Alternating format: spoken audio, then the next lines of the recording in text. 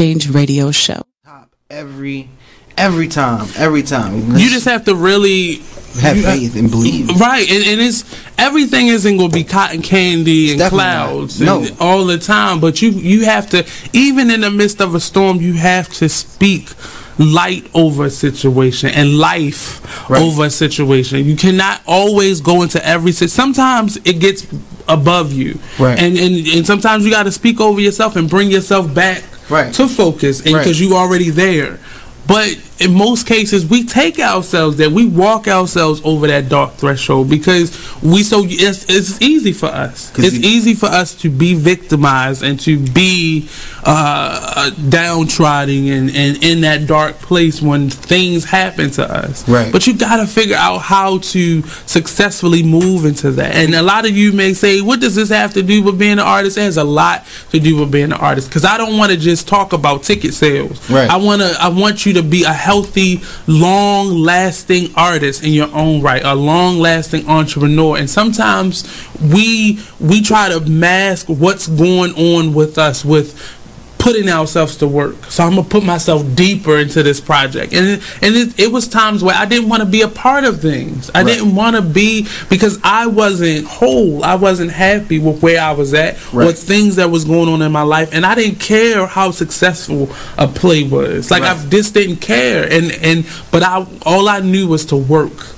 So I would put myself deeper into work, and I didn't address what was going on, and sometimes that made the situation worse, because once this play or this project is over, I still gotta face that. So I was sweeping it under the rug and not thinking about it and not focusing on it, and all the while it's growing and festering and getting worse. And I'm over here just trying to be an artist, but you gotta heal from within, and it's an ongoing process, and you may never get to your destination, but the journey itself is worth fighting for. You know, even if you don't make it, you know, you transition before you get there. But like I don't have that if factor. It's like, you know, when we make it, we're going to make it. It's like I don't know. Some people's like I'm not knocking what you saying if, but my version of if is like it's not. It's like there's doubt, and I try not to have if in there, because if you have if, then that means it's a but. The Artist Exchange Radio Show every Friday 7 p.m. to 9 p.m. every Saturday 12 p.m. to 2 p.m. Real artist, real talk, real live. On Be Exposed Radio. Use baby shampoo because it's gentle on your baby's eyes. You make sure his toys don't have any sharp edges. You always test the bath water to make sure it's not too hot. You taught her what to do when the smoke alarm goes off. You make sure she wears a helmet when she rides her bicycle. You put on his sunscreen, even when he's embarrassed his friends will see. You do so much to keep your child safe, but are you using the right car seat for your child? Is your child facing the right way in the car seat? Is the seat too big or too small? How do you know when it's time to move your child into the next type of seat? Car crashes are a leading killer of children ages 1 to 13. Protect your child's future at every stage of life. For information on the right seat for your child. Artist Exchange. The Artist Exchange. The Artist Exchange. The Artist Exchange. The Artist Exchange. The Artist Exchange Live. The Artist Exchange. The Artist Exchange. The Artist Exchange. Starts now. It was killing him. He had to say it. Welcome to the Artist Exchange Radio Show. We in here professing love and whatnot. So welcome this afternoon to the Artist Exchange. For me, the weather is crazy because I felt the need to put on a jacket, but then I still got my sandals on and a pair of shorts. So I don't know what to feel. The cocoa butter is melting off my face, but I really am not hot. Yeah, it's a weird situation outside right now. Yeah. And then we at the harbor, so it's going to be a little cooler. Okay, so I'm not going to complain anymore because it could be snowing because it's Baltimore. You never know. So we're here today. We have a good show coming on. We have a guest, Mr. Howlett. I practice that a lot. Now, the first name, I was like, Simeon. Yep, that's me. See them phonetics classes? They actually kicking in right now. They are working. And then we have another gentleman to my left. He think he's not going to talk. He better know it. But he better know it. He better know he is. This is a rock star in the making. Every time I see you, I just want to make sure your ankles are good. This man jumped off the stage, and it didn't look like the land was a perfect 10, but I actually got to meet this young man at a summer camp. Not a writing institute this summer. We can't call it a camp. Writing institute, and he was in the hip hop class, right? Yeah. Okay.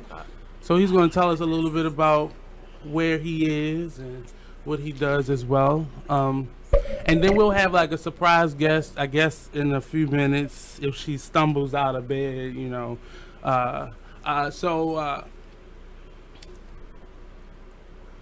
Your guest manager. Oh yeah. So we're here today, just meeting and talking and just getting to know individuals as we move through this art world. There's a lot going on today. Today is actually today is actually the open house tour, the open studio tour here in Baltimore, and it kicks off the Free Fall Baltimore for the month of October, and it's actually starting now, so registration is out. So the month of October and a little bit of November, there is so much to do in Baltimore as far as the art. So everybody opens their spaces up, their art spaces, dance studios, theater spaces, even like the aquarium and the science center. They all have free days where you can come in and take part in their process and what they do. Normally you have to pay for a lot of these programs and museums and such, but they actually open up their doors. So go to Free Fall Baltimore or the BOPA website, Baltimore Office of Promotion of the Arts, and some of the places you have to register for tickets because it's limited seating. A lot of the places you just get the date, the time, and you just show up. There are a lot of children-friendly events, family-friendly events, and then there's the whole gamut. So it runs all throughout the month of October. Today is also the second day of the book festival down at the Harbor, the Baltimore Book Festival. So there are a lot of authors out, a lot of symposiums and workshops and all that stuff going on at the Harbor, and of course some performances. Yesterday I got to see Sandra perform live, and that was it because I had to come back and do the show. So I only got to see her perform, but they have a live stage right at the little small Palladium at the Harbor. So definitely go check that out. Some free performances, you know, go grab you some readers while you down there. Also, look out on our Artist Exchange group page as well as our radio show fan page for all upcoming events. Anything that you're promoting that you want to come on the show and promote, definitely hit us up. We also have some awesome sponsorship packages that you can choose from that are very affordable for any budget that's looking for a unique audience to be able to market to. Our listeners span from here. You know, I got a couple buddies in Iran, a couple buddies in Ghana. A lot of people really tune in and take part in the show on a weekly basis. So definitely stay tuned and stay locked in for that. And we always have updates on what's going on. Our urban informer over here, our socialite. It's me, Miss Urban Socialite. Yes, that's the role I've taken on as urban socialite. I'm gonna take it seriously and proudly. I've been working with Millie, Millie Vanderwood of the Sand Gallery down at 823 East Baltimore Street, doors A and B. He's opening up a hip hop museum, and next weekend, I'm sorry, y'all.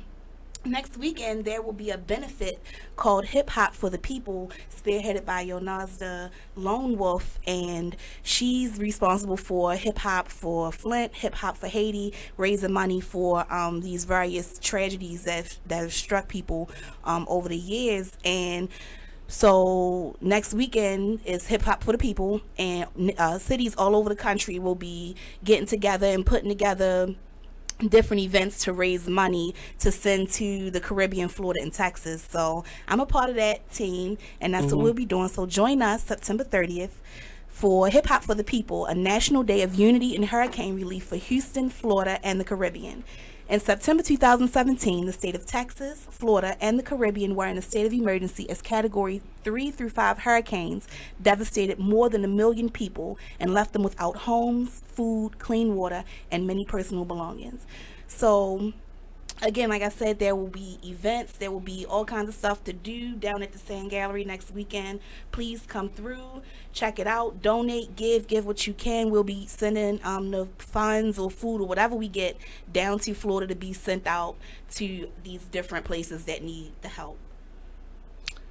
That's the Urban Socialite. That's the Urban Socialite, y'all. Also, Appreciate the Arts. We'll be having our next event November 11th, 2017, The Art of Hue. It's an artist invite only situation.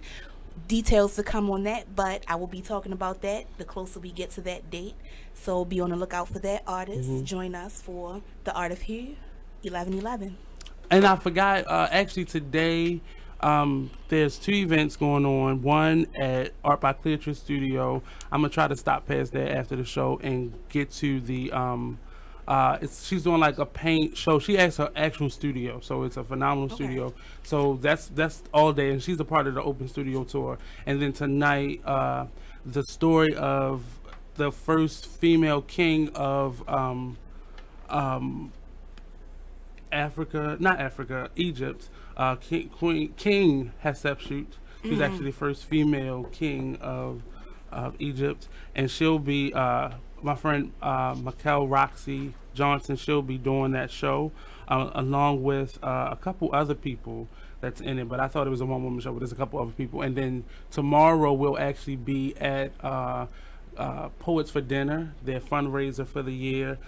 It's a free event normally, but this time is actually you have to pay to get in. I think it's $20 in advance and $25 at the door, and it's an awesome buffet. And then you get like all of these features, Slangston Hughes, Noah Stone. I'm going for Jewel. I mean, I love all the rest of them, but I'm going for Jewel Guy. She's a phenomenal singer. So definitely check out the page, all of our updates, and we'll be starting that Urban Socialite segment. Today was actually the first day. We'll be pushing that. I didn't tell her, but kind of like that's what's going to happen. We roll with it. That's what it is.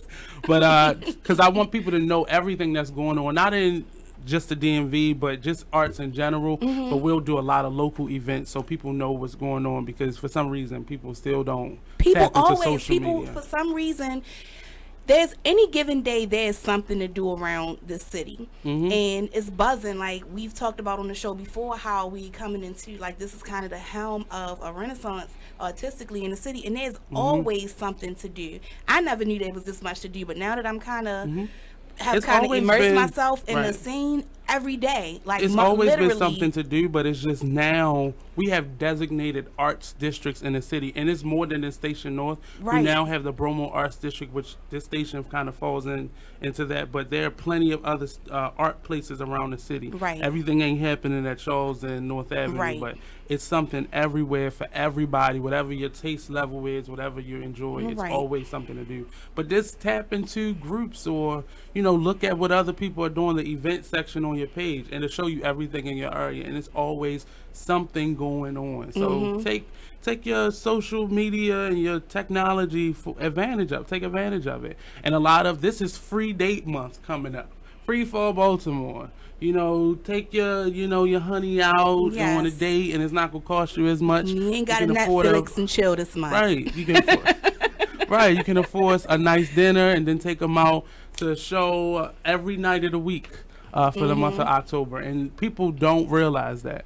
Also, we were going to talk about Best of Baltimore, but check that out. There are a lot of phenomenal artists that got noteworthy credits for the last edition of Best of Baltimore, so definitely check that out. You can go online and look at it, or if you can find one. I couldn't find a city paper anywhere, I guess because it was the last one. But the last edition of it, unfortunately.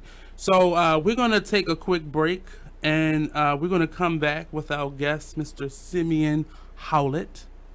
I practiced that. And our special guest, y'all hear me talk about him all the time.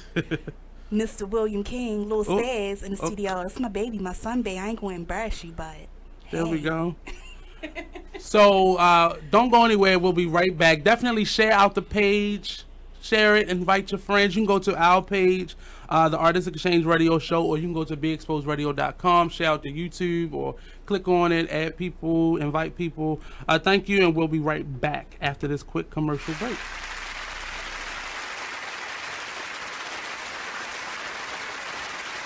Ladies, are you in need of the best quality hair extensions, a cute outfit, or that perfect pair of shades? Pink Ice products can cover you from head to toe, from flawless weaves to apparel. Visit us online at pinkiceproducts.bigcartel.com. We're located at 3000 Old Alabama Road, 119-303, Alpharetta, Georgia. Or give us a call at 470-488-6484. Come on in and check out Pink Ice products today. Hey, there's my son. You've been in your room all morning. Hey, Dad. Matt, what's wrong with your voice? There is nothing wrong with my voice. Oh, well, it's just sort of. I have been playing my video games and electronic games for so many hours. Uh-huh. Well, it sounds like it might be time for you to take a break, or... Hello, Dad. Susan? I have been watching TV and text messaging all morning. Yay, electronics. Yay, yay, yay. Guys, I think it's about time to get in the car and take a little trip. Maybe see some trees, some green things. What are these green things you speak of? This weekend, unplug. Take your family to the forest. There's nothing in the world like experiencing nature firsthand. Trees, paths, bluebirds, streams. Getting closer to nature can get you closer to your family. To find the forest nearest you, go to discovertheforest.org. Brought to you by the U.S. Forest Service and the Ad Council.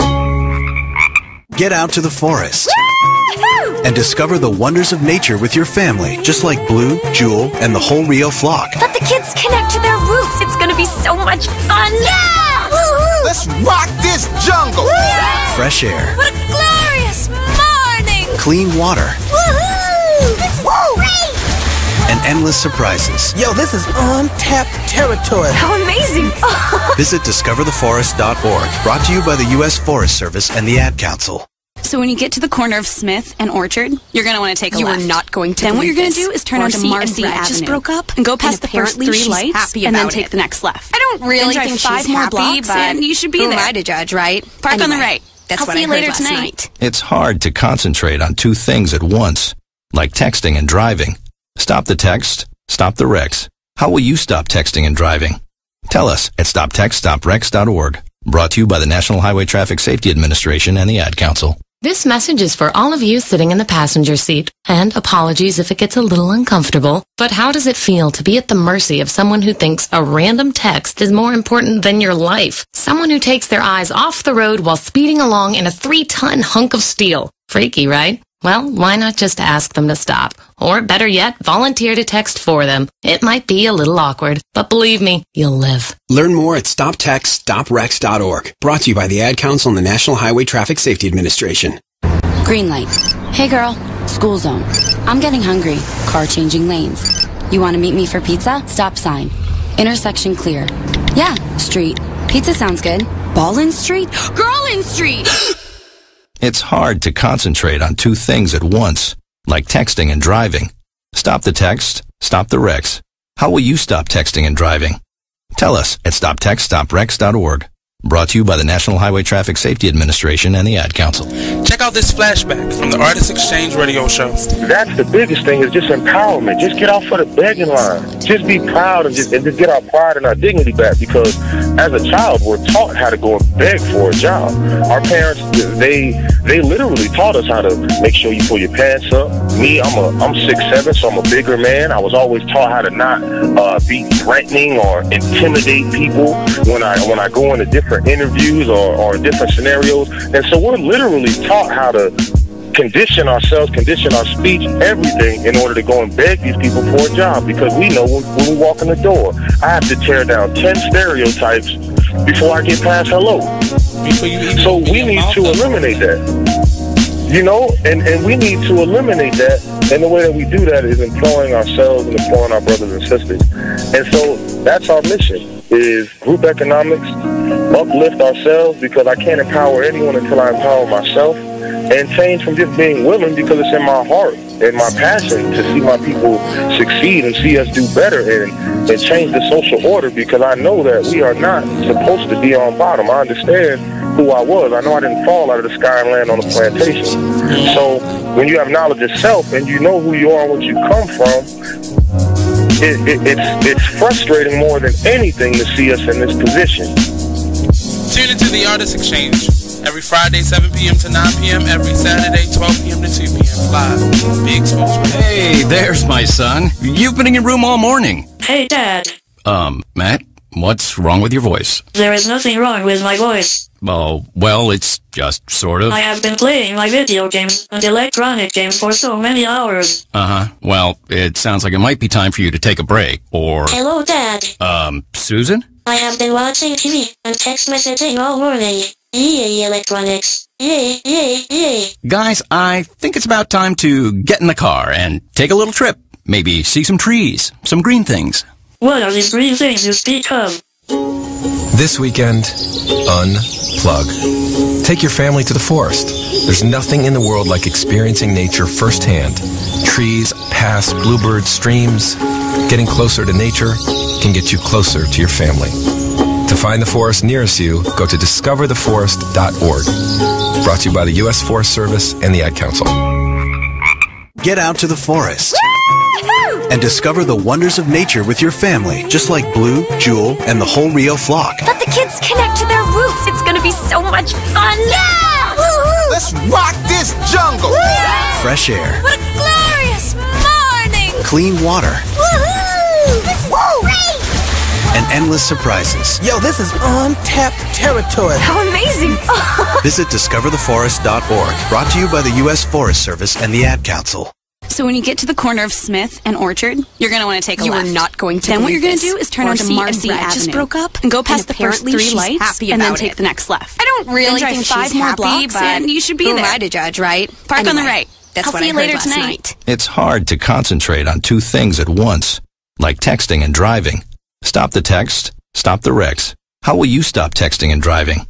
Tell us at stoptextstoprex.org. Brought to you by the National Highway Traffic Safety Administration and the Ad Council. This message is for all of you sitting in the passenger seat. And apologies if it gets a little uncomfortable. But how does it feel to be at the mercy of someone who thinks a random text is more important than your life? Someone who takes their eyes off the road while speeding along in a 3-ton hunk of steel. Freaky, right? Well, why not just ask them to stop? Or better yet, volunteer to text for them. It might be a little awkward, but believe me, you'll live. Learn more at stoptextstoprex.org. Brought to you by the Ad Council and the National Highway Traffic Safety Administration. Green light. Hey girl, school zone. I'm getting hungry. Car changing lanes. You want to meet me for pizza? Stop sign. Intersection clear. Yeah, street. Pizza sounds good. Ballin Street? Girlin Street! It's hard to concentrate on 2 things at once, like texting and driving. Stop the text, stop the wrecks.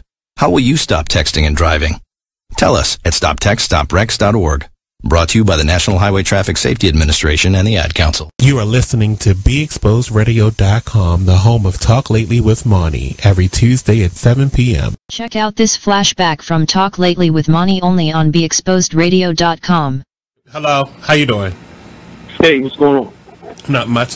What's going on with you? Everybody, check out what you missed on the one and only Be Inspired radio show. So, since we're talking about the book, can you give people a synopsis of what the book is and what's the name of the book again, and then what it's about? The name of the book is From Trial to Afflictions. More than one, because there were more than one afflictions. Yes. The book is talking about, actually, it's my life story.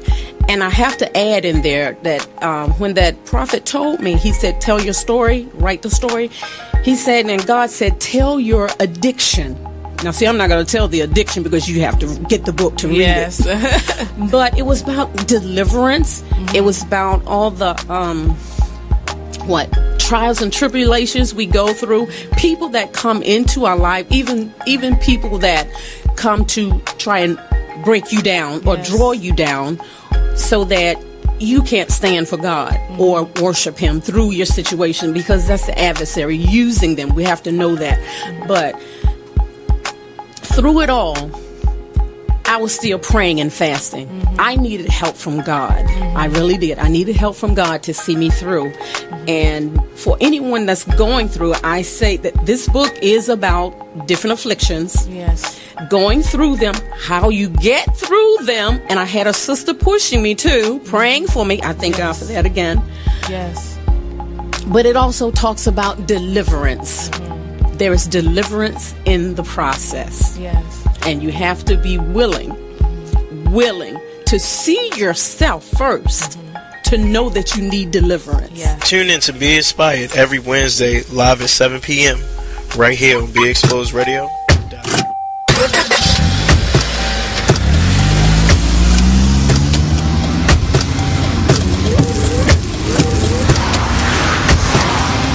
Driving has a rhythm all its own. Don't wreck it with a text. Before you get behind the wheel, silence your phone. Or better yet, designate a texter. For more text-free driving tips, visit stoptextstoprex.org. Brought to you by the Ad Council and the National Highway Traffic Safety Administration. Green light. Hey girl, school zone. I'm getting hungry. Car changing lanes. You want to meet me for pizza? Stop sign. Intersection clear. Yeah, street. Pizza sounds good. Ballin Street? Girlin Street! It's hard to concentrate on two things at once, like texting and driving.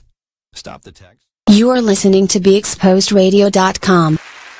They just don't look like what you think they do.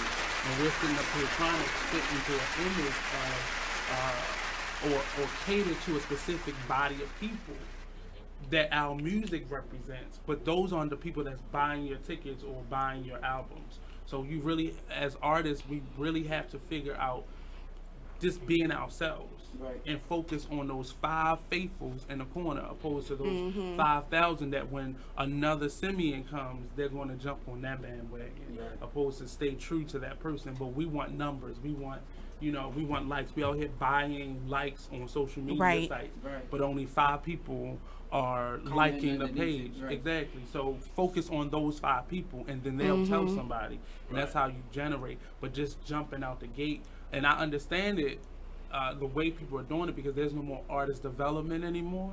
So there's nobody telling you, look, your headshot should look like this, your press package should look like this. This is the things that you need in order to get to it. But no record companies are doing that anymore. So artists are now out on their own. They're out on their own trying to do that, and it does put us aside. But welcome back to the Artist Exchange Radio Show, here live on BeExposedRadio.com. We were just talking a little bit about just the logistics of being an artist. So we're back here with Mr. Simeon. And tell me your artist name again. Spaz, Mr. Spaz. We're here live on the Artist Exchange Radio Show. This platform is specifically, and not, it doesn't limit it to, but we're specifically here to help artists be their best professional self. A lot of artists talk about what they want, but their goals are attached to stuff and something materialistic, opposed to a mindset, being valuable. And as artists, we not only have to take the resources from our communities, but give back. We were talking in a break, in my opinion, it's a double-edged sword. A lot of artists feel like they don't get enough support, but the people that are supporting them feel as though they don't get enough recognition for supporting them. A lot of artists, once they make it to a certain level, a station like the Artist Exchange, they don't feel like it's big enough for them. They feel like, I only can come back to Baltimore and do this type of station because your listeners aren't vast enough for me. But my listeners buy, whereas though, the demographic of the hyper station here is 15 to 16, and they don't really have the money to buy. Right.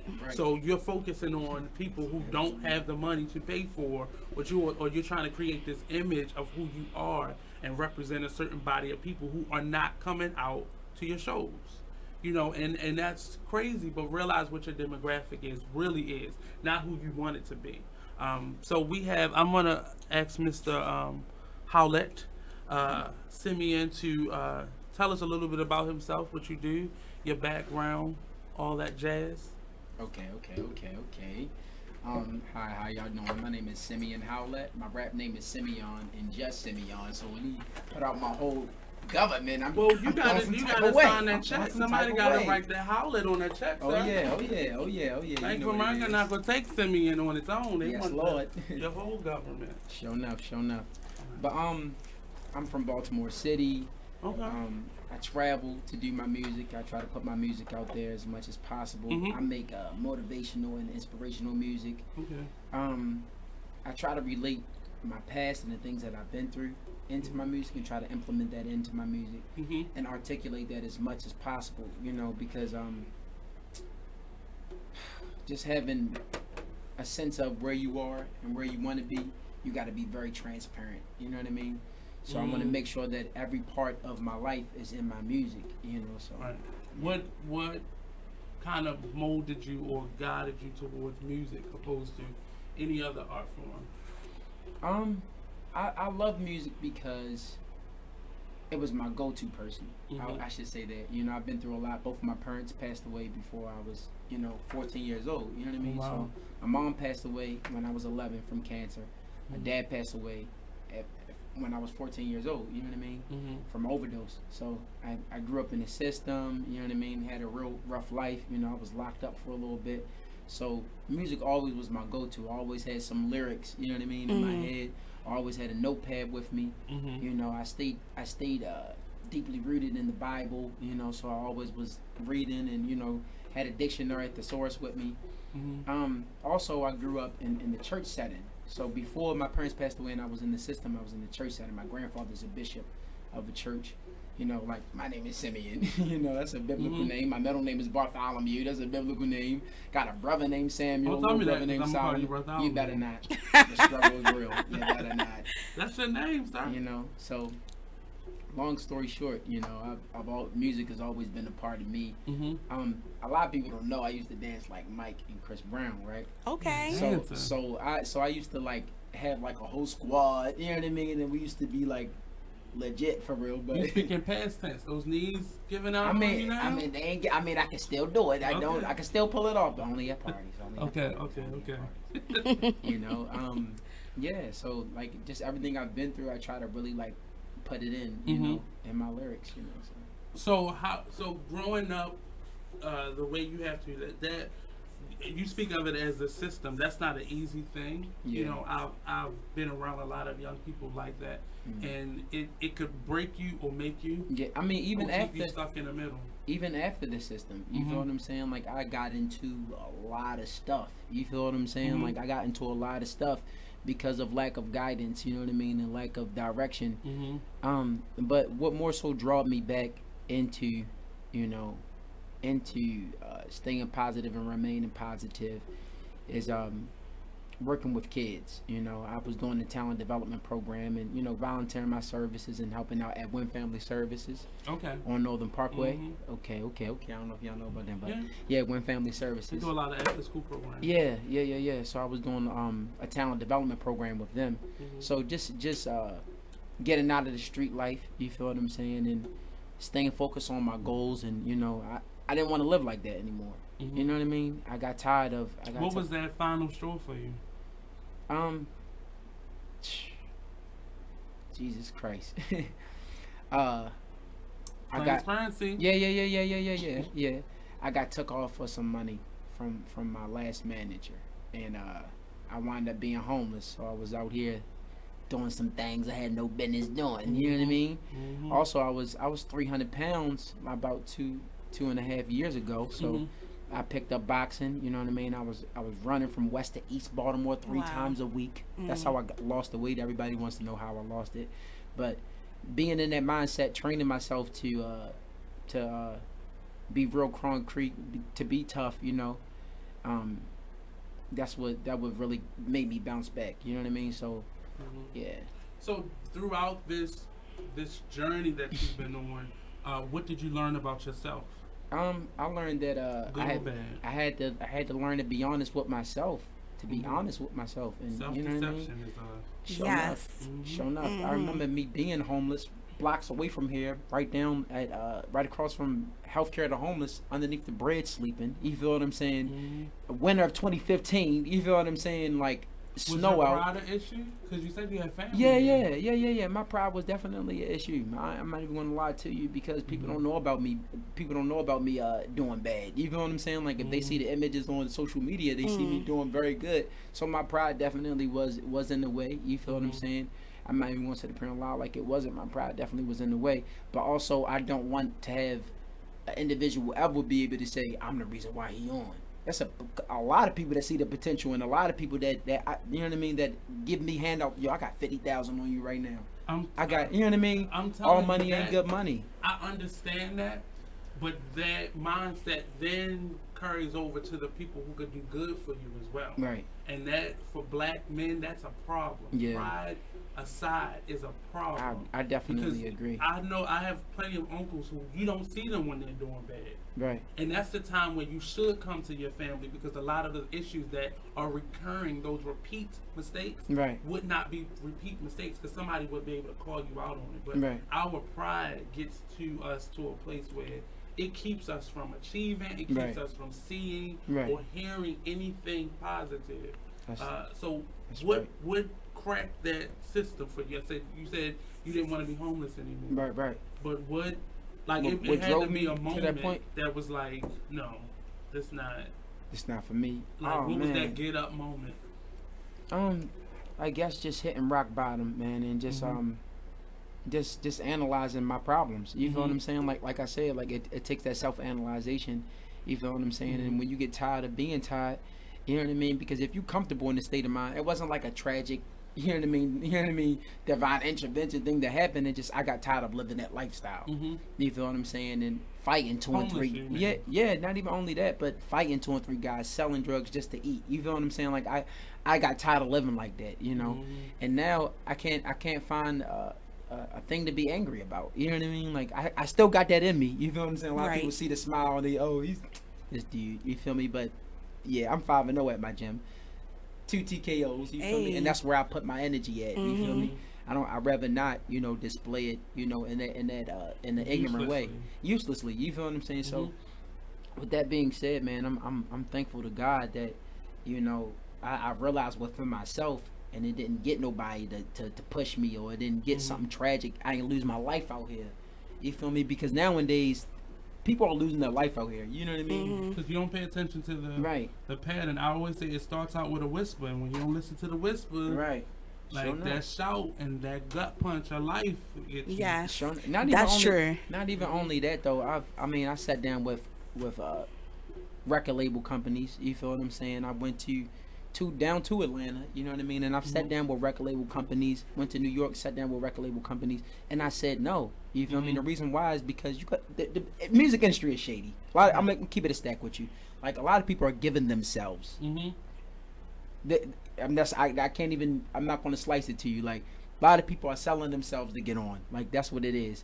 And I've had multiple opportunities, you feel me? But I'm a man of morals, you know what I mean? Or moralities, like, I can't lay in the bed with an exec for no type of money. You know what I mean? I was offered $500,000 signing bonus, $1.5 million deal, and I said no to it. So it's all about what you want to do, and it's all about where you want to go and where you see yourself going, but also analyzing the cost of it. You know what I'm saying? Like, it's not worth it. A lot of people don't see that part of it though, and you and that's that thing of always counting who's supporting you. Because then stuff like that start looking good to people when you're coming from a place where you feel like you don't have anything. And every time I feel like I'm about to complain about something, I just either do a mental checklist or physically write down when somebody helped me. And sometimes the names repeat themselves, but I have to always go to those moments when, I felt like everything was gone and somebody came in and without me asking. And I just accepted that help at that moment. And you just start counting those blessings. And every time you get to a point where you got to complain or it's hard to start counting those blessings. And you'll have to keep saying the same people names over and over sometimes, because it may not be a lot of people helping you. But those 5 people that helped you, that was enough. It's always enough. In terms of your artistry, you said before we started the show that you also in graphic design. Oh yeah. You can bust a move. Like, what other things in the arts do you enjoy doing, or will we see from you? again, I would say about graphic arts, like that. I want to put emphasis on that one thing right there. Like, I do all my own CD case covers. I do all my own business cards, all my own flyers. I do my own. Are you a photographer as well? Yes. Okay. Yes. I also do my my web design and logos. So it's like I never have to pay nobody for that, because that's something that that's what I plan on running with. You know what I mean? I'll introduce the product, but probably get somebody to distribute it. In terms of, so now when it comes times where you can afford to pay somebody for it, you know what you're looking for. You know what your standards are. Opposed to just paying somebody to do what they do. Right. Now you got, stats to be able to balance that all. Like, this is what I like, instead of just taking whatever somebody give you. Most definitely. That's a smart move. Do you do that for other people as well? Yeah, I mean, I freelance. I've done it for apartment complexes. You know what I mean?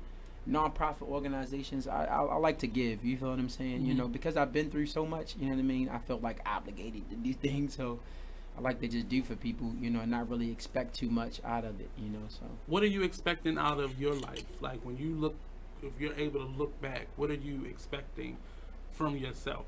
Like, is that a constant checklist that you're doing, or is it something that you just project over time? Yeah. I'm more so right now. I'm at a space where I'm trying to just look forward to just more success. You feel what I'm saying? Like, what is success to you? Appearing on different venues. You know what I mean? Putting my music out there.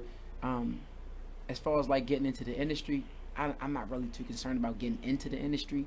I kind of want to work on the outskirts of it. You know what I mean? I want to meet new artists, and I want to collab. I never really wanted to be like at the pinnacle. I never really wanted to be like at the top, because I always knew what it was to get there. You feel what I'm saying? Explain that to me. You don't see yourself, or you know you could get there. Yeah. Like mainstream, like you mean? Yeah. To the top of mainstream, you would rather, right? Yeah, I don't want to go up that pyramid. You feel what I'm saying? Like, I don't want to be at the top. Take your own route to. Yeah, because this is the thing. This is the thing about greed. Greed will allow you to do things besides yourself to get to where you need to be. You understand where I'm coming from? So, like I was telling y'all before, like, a lot of people do these type of things to get on, and where I'm at right now is that, me knowing certain people in the industry, and me knowing like these people and that person in the industry, they tell me like, look, yo, you can get there, you know what I mean, the way that you're doing it, but you're not gonna be there as fast as we see a lot of these new rappers coming out, and they just like, bruh, where you came from? You know what I'm saying? But you there. We can no longer be, and I agree with what you're saying. Right. I also feel it's that whole idea of the magical Illuminati. Right. We can be extremely unmeasurably talented, right? And we could be as successful as we want to be without selling our soul. Right. And I have a big issue with people, specifically people that look like us, right?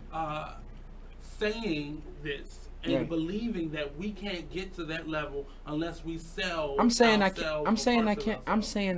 I'm just saying that it will take a lengthier process. That's all I'm saying. I'm saying not, but don't speak those type of words, because it may not. It can happen tomorrow. It can happen next week. I get what you're saying. Your journey is to be as positive and as professional and as poised as you possibly be without selling yourself. That's your journey, and we have plenty of examples of what hard work can do to you and for you without you having to sell yourself. We have just as many examples of that as we have the person who sells themselves, but stuff is getting muddied out, and we see it happen, and we see people selling themselves or selling their name, selling their pride and their dignity to get successful. We see that every day on reality TV. Besides that whole part, let's get real. You feel what I'm saying? Let's get deep into this for real, because I don't want people to feel like, oh, that's the only way, oh, that's the only thing. You feel what I'm saying? Like, we also have to analyze that the system is set up for our demise. When you have, let's talk about Baltimore City. When you have people like Stephanie Rollins Blake taking away $4.2 million in the school budget, then investing $30 million into detention centers and correctional facilities right before she leaves office, you know what I mean? And funds are being stripped from the school system. You feel what I'm saying? People are going through things. Baltimore has one of the biggest homeless rates in the United States. You understand where I'm coming from? It's almost top 6 or 7 as far as HIV and AIDS is concerned. But on the flip side of that, Damonn is top 5 in the United States right now in highly paid malls in the United States. That's a problem. That's a problem. Okay, and it's a big problem. I understand the frustration, but as we point fingers, right? We are still the blame, because our mayor didn't have ultimate power. Right. We had say-so in everything. We have say-so in what our president does. We cannot continue to blame people outside of ourselves. Right. You have to take responsibility for that. Right. Because how many homeless people do we all walk past? How many times do we not go to PTA meetings? How many times do we are allowed to go every Monday to City Hall and watch them vote on the very things that we complain about. Right. But we don't do that.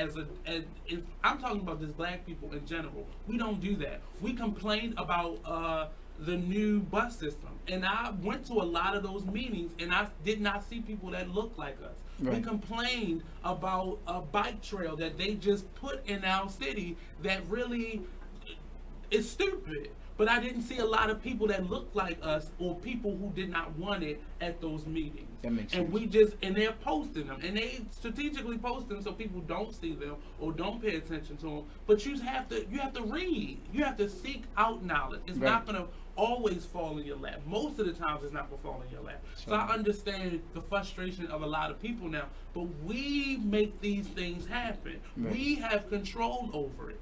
We can say what happens and what doesn't happen, but we're comfortable as long as you're not affecting my table, my roof over my head. So when it's in your backyard, that's when we then have an issue with it. Right. When it's been our problem, that's when we have an issue with it. But we see somebody across the street being affected by it, that doesn't affect me, and you keep going the opposite way. That is where the problem lies. I also feel like, though, if we going to talk about this, there are agendas in place that are going to push forward issues or push forward funding or money, whether you come or not. You can come and vote. Like, I'm not saying don't do it. I'm not saying don't speak up. I'm not saying don't show up. But I'm saying that there are systems in place that's going to push forward their agenda, whether you vote for it or not. But that's not true. That's true. It is, though. That's true. Let me tell you why. It becomes a problem. It becomes an agenda that then passes when we get passive about it and we don't do anything to continue it. You can't just vote one time and be like, oh, I did my vote, let me go back home to my comfort. No, as many marches and all of this stuff that we've had, and this stuff still go on. Marches do not work. See, that's the thing. That's the thing. They have artillery to take care of us if we really wanted to mess up the city. Let's get real. They have that already. You feel me? The way that the tactic that I believe that what we should do. You know what I mean? I really want, the reason why I'm doing this music and the reason why I'm doing anything else, because I want to have enough power to be able to tell my people to say, listen, stop going to the mall. Yeah. Support your black community.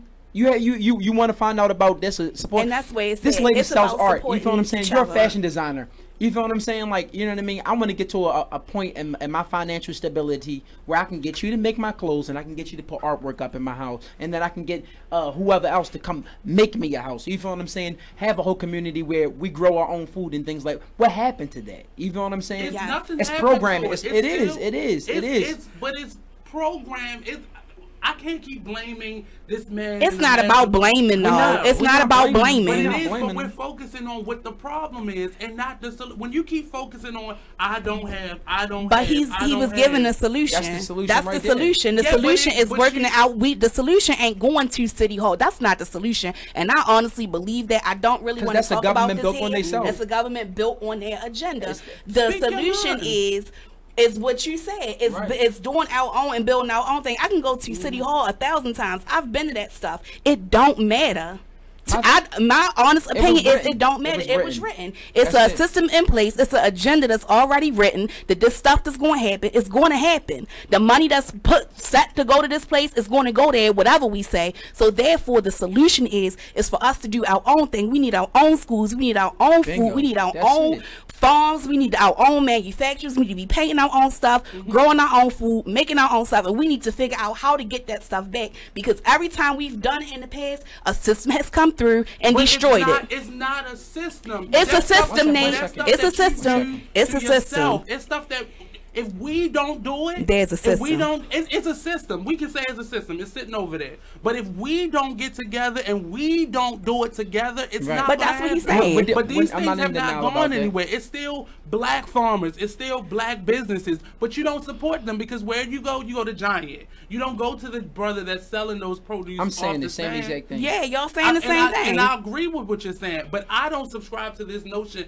that this magical person in a bubble that's sitting over there. It's not one person. It's a system. It's what this country was built on. It's what this country was built on. That's my philosophy. I hear what you're saying, and I agree with what you're saying, and especially because you've been in it. You was immersed in it. That was your life. That's all I'm saying. For one, and believe this or not, Oprah, Jay-Z, slaves. They're not a slave as far as financially, they can do what they want. They're a slave in their mind. You feel what I'm saying? Because they take that exact money and put it right back into X, Y, and Z. You feel what I'm saying? And so you know what I mean? I feel as if we got so programmed, you know what I mean, to think that it's nothing out there. So we shut down everything. We shut down a solution. If there is a solution, we shut down a solution because we're so programmed to think that there's nothing. And that's the dynamics of advertisement. You feel what I'm saying? If something is highly advertised, you're going to believe it. Like the news. I was just telling somebody the other day, it's nothing on the news that is positive that is highly advertised. Probably a small segment about somebody getting a heart transplant or somebody graduating from high school, but all throughout the day, it's a killing on Green Mountain 33rd. Right. In the news today. It's a machine that drives. Can we, real quick, if you want to call in, it's 410-702-5657. Please call in and join the discussion. We're going to call, we're going to come right back after this commercial break. Don't go anywhere. The Artist Exchange Radio Show only on BigExposedRadio.com.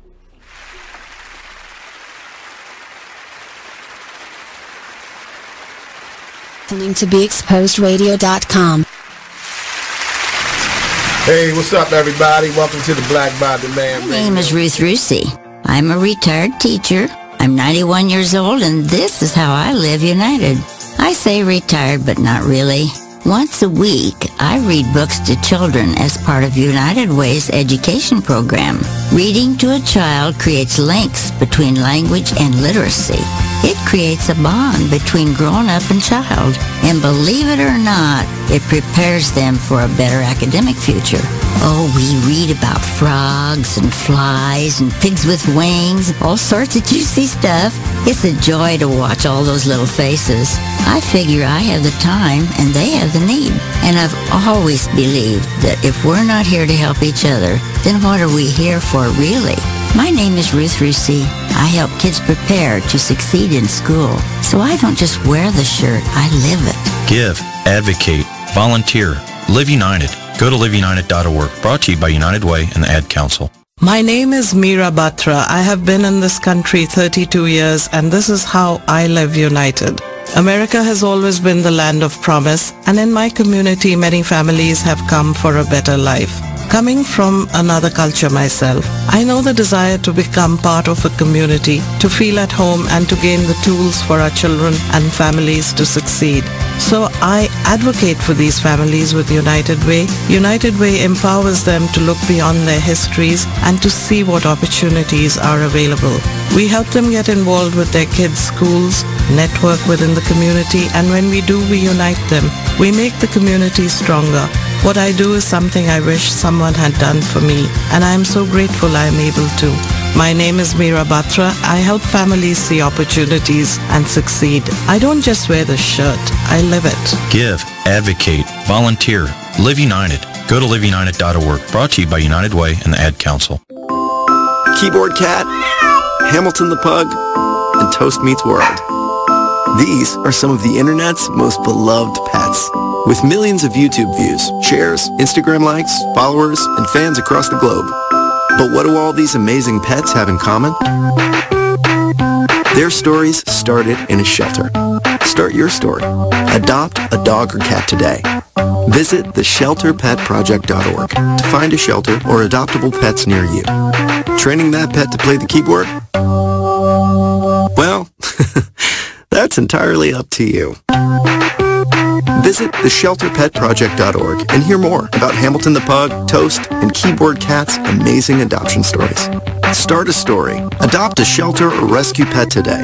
Your perfect pet is just a click away at theshelterpetproject.org. A public service announcement brought to you by Maddie's Fund. You are listening to BeExposedRadio.com. Welcome back. We're back here on the Artist Exchange Radio Show. We're live only on BeExposedRadio.com. We're back here with Mr. Simeon Howlett, and we're part of what happens on the Artist Exchange is I let people talk about who they are, maybe demonstrate what they do, but if you really want people to invest in who you are, they need to know where you're coming from. Right. We're in a space, we're coming from a place where everybody has this image of who they are, and then we find out years later after investing all of our money and stuff that they're this type of person. Right. And you can do whatever you want to do with your success, with your money, but people want to know where their money is going. So I don't have to support you. Right. And as artists, we have to realize what we do is valuable to the world, yes, but it's still seen as an entertainment, as an extra thing. So nobody has to support your dreams. Nobody has to put money into the things in life that you want. Like, you want to pay your rent no more than your boss over here at this regular smuggler job has to invest in you. You don't have to have that position.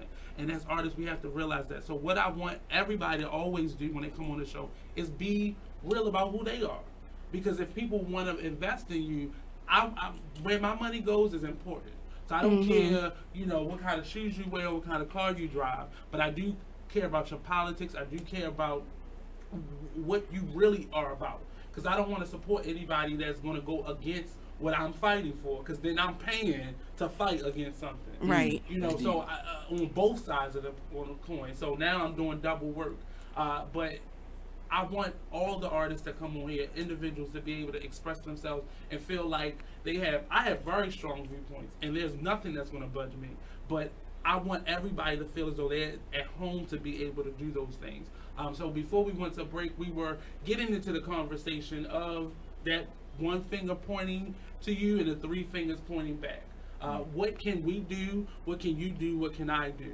And that's kind of I'm going to go through the rest of this month with that topic and that theme, because as artists, we have to find where our place is. We can't just be entertainers. Right. We can't just get on platforms like this and they want us to be quiet. They want us to be quiet. They don't want us to talk. Right. So when this person does it at the Emmys, it's a problem. When this person does it, you know, on the but who is they?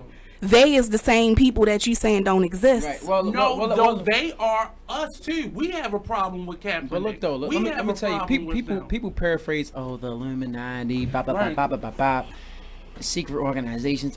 It's not even necessarily that. That's what I'm saying. Let me tell you what it is. You feel what I'm saying? It's not none of that. You feel me? Well, it's not none of that. It is organizations that are, you know, that do fulfill out certain plans. You understand where I'm coming from? Because it was written, like we said, right? You feel me? If the population of the globe is too much, you have to set in something.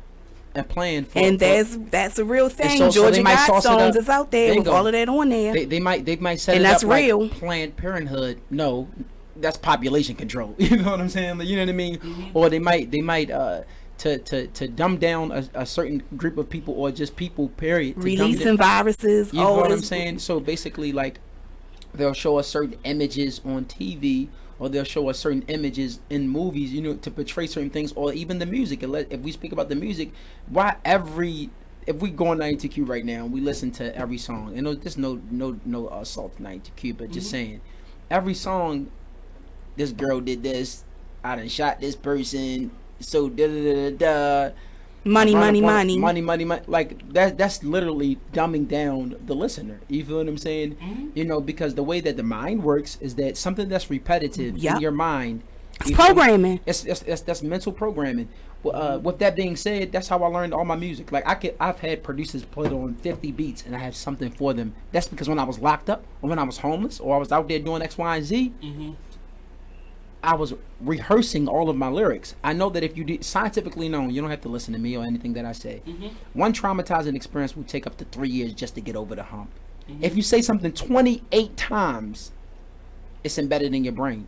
So with that being said, is that, you know what I mean, whatever you highly practice or whatever, something that is repetitive to you, you know. You feel what I'm saying? How did you learn how to ride a bike? How did you learn how to tie your shoe? You feel me? Like, things that are advertised to us in our face, we're gonna do. You feel what I'm saying? So, you know. But we have to be strong enough to not, one, get caught in that cycle. That's the biggest hurdle. But you have a choice. At the end of the day, you do have a choice, because at some point you chose to get out of that circle. Yeah. So we have that free will to be able. Of course we do, but everybody not equipped. Everybody not equipped to do that, and that's just the bottom line. It's a problem. Of course, they the sheep. Those people are who the proverbial sheep are, and everybody's not equipped to have this introspection or some what people. What do we do about that? So like me as an artist, I changed because I was at one point in time, me going through all of that stuff, like I was going through it. So I would rap about me doing this to that person, but I had to realize, no, I need to say certain things for shock value purposes only. I should not. I had to change my artistry because I knew where I wanted to go. You feel what I'm saying? So I can't sit up here and be like, oh, I just sold the key and I never done nothing like that. You feel what I'm saying? I can't. Oh, I'm shooting that little. And stuff is being done. Events like Poets for Dinner, that's being done. She feeding people. She feeding people to come in and express themselves creatively. People don't know, and it's ignorance. And as on a large scale, I don't know what can be done, but I know what I'm doing. But that's what could be done, and everybody feel like there's one solution to it's it. not. Everybody don't feel like that. You can't put that blanket statement over everybody feeling like it's one solution, because it's not. And to think that is ignorant. I don't know what I can do. Do what you're supposed to do. But no, on a large scale is what I'm saying. There's nothing that can be done on a large scale. It's not. Nate, that's not large scale. What I can do is what I can do. To the person to my left and the person to my right is like you said last week and like we said yesterday. That's not large scale because I don't know. It's only going to be a large scale to a certain degree. To a certain degree. That's what I'm saying. And you saying, but you were asking, what can we do to fix these people or get them to see it? I'm doing what I can do. You said you did not know, so I'm telling you on a large scale, it's the little pieces put together. That's the large scale. There's no one umbrella solution. Because if you think about it like this, you know what I mean.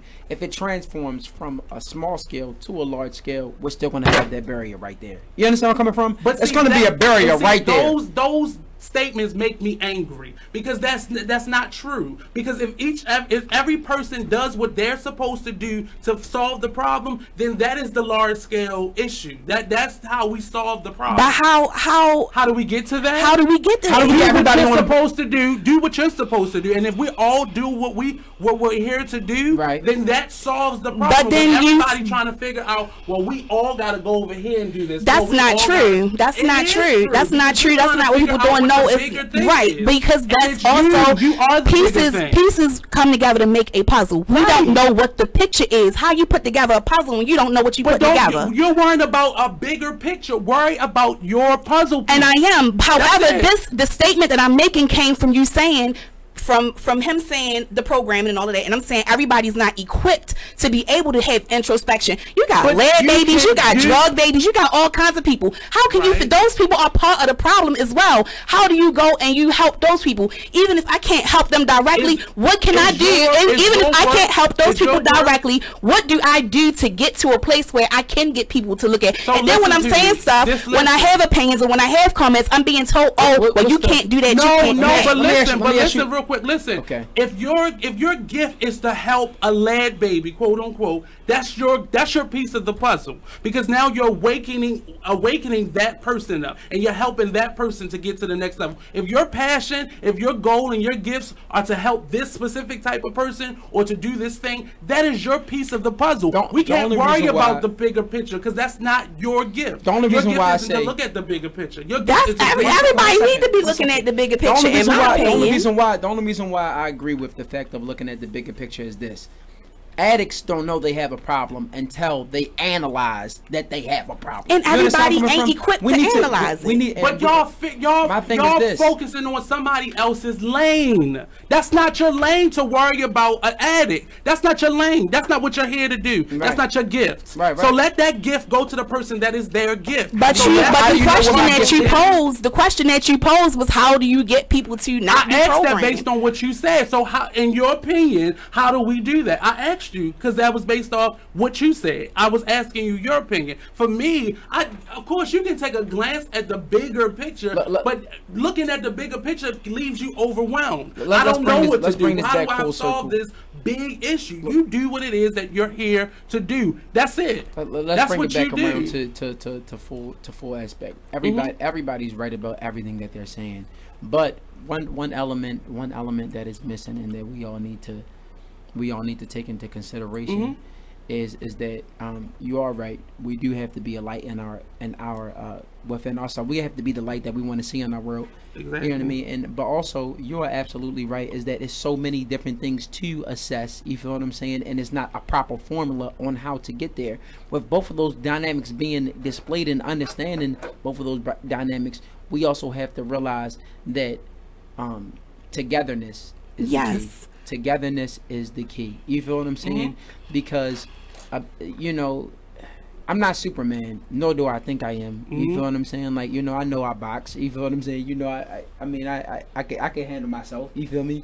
You know, but if it's 10 and 15 guys against me, I'm done. Like, you know what I mean? You know your limits. You feel what I'm saying?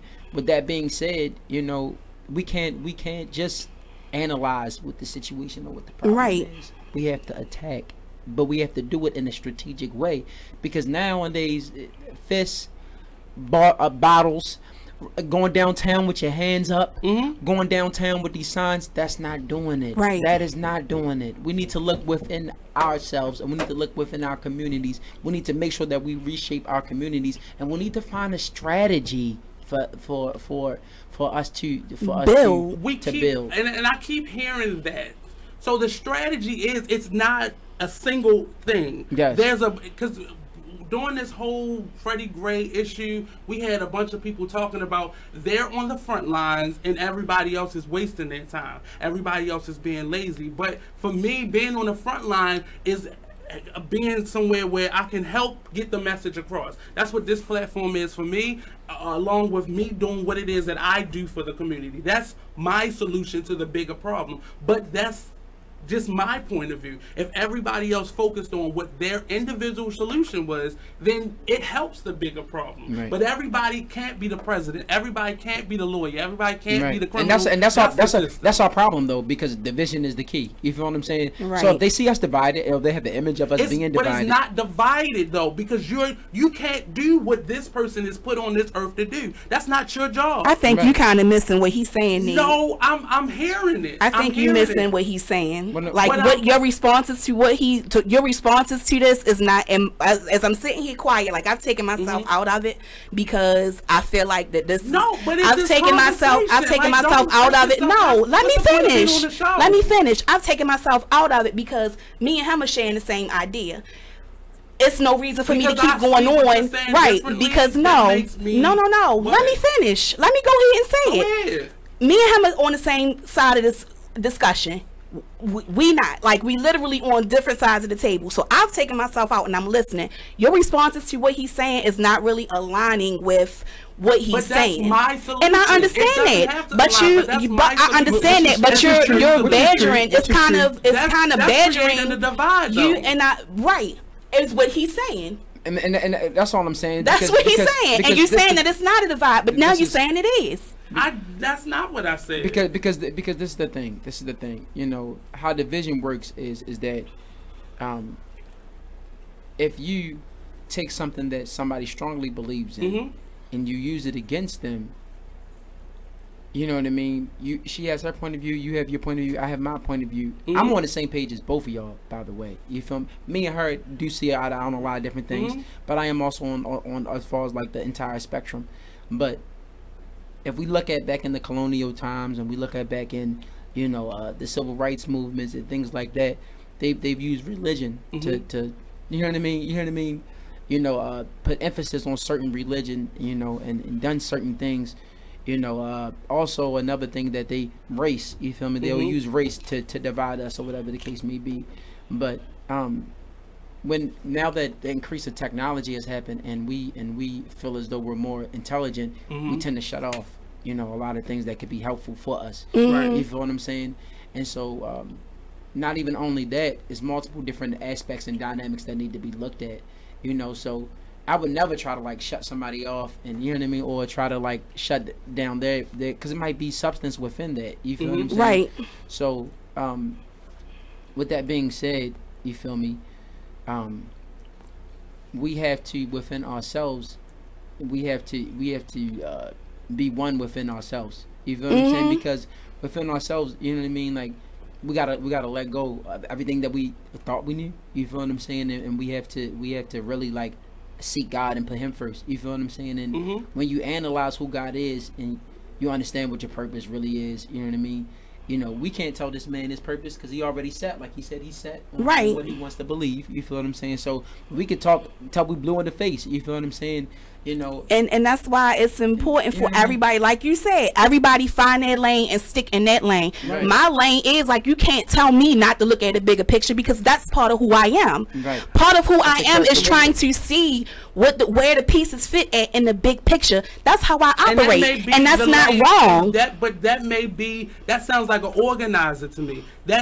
Yeah, and I'm currently trying to find where I belong in all of it, and I'm ready to make a move. Well, to play the devil advocate, he did absolutely right. He definitely did not say, he didn't say that you should believe or shouldn't believe that. You feel what I'm saying? So he said you can't look at the bigger picture. No, I didn't say we can't look at it. I said if that's your focus, then that means you're an organizer. So stay in that lane of organizing, and then you can start creating and connecting individuals, which you already do. So you're connecting organizations that do this, and you're bringing them together to solve a issue, whether it be something for entertainment or something for a more political, bigger... Hip Hop for the People next Saturday, Sand Gallery, 823 East Baltimore Street, doors A and B, turn up.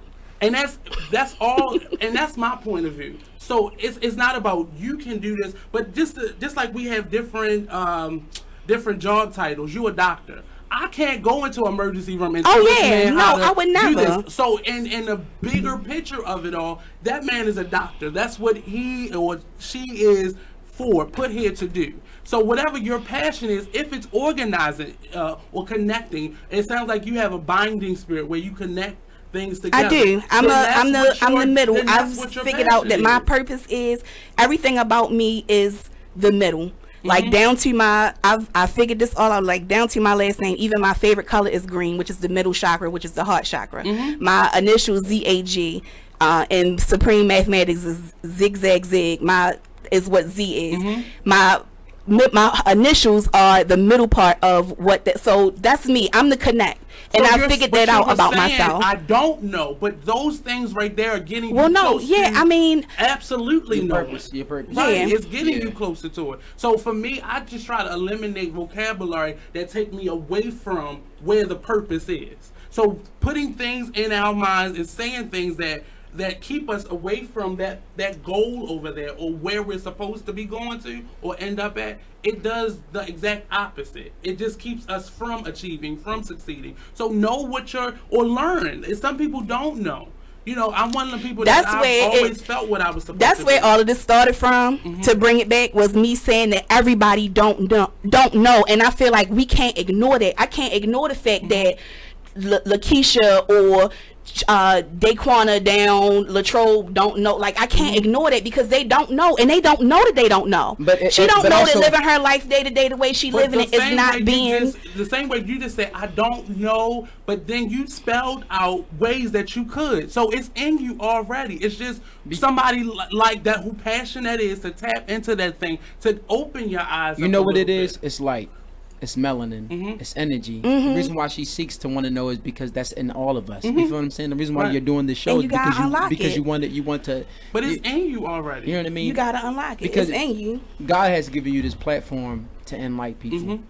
I believe. I strongly believe that. You feel what I'm saying? Right. To enlighten people. Let's get real. You feel me? Like, to speak about the topics, because I don't see you talking about, oh, Kanye West should be getting out of the hospital soon. I don't see you talking about, oh, Chris Brown did X, Y. No, you're enlightening your people. You feel what I'm saying? So this might be your purpose. You feel what I'm saying?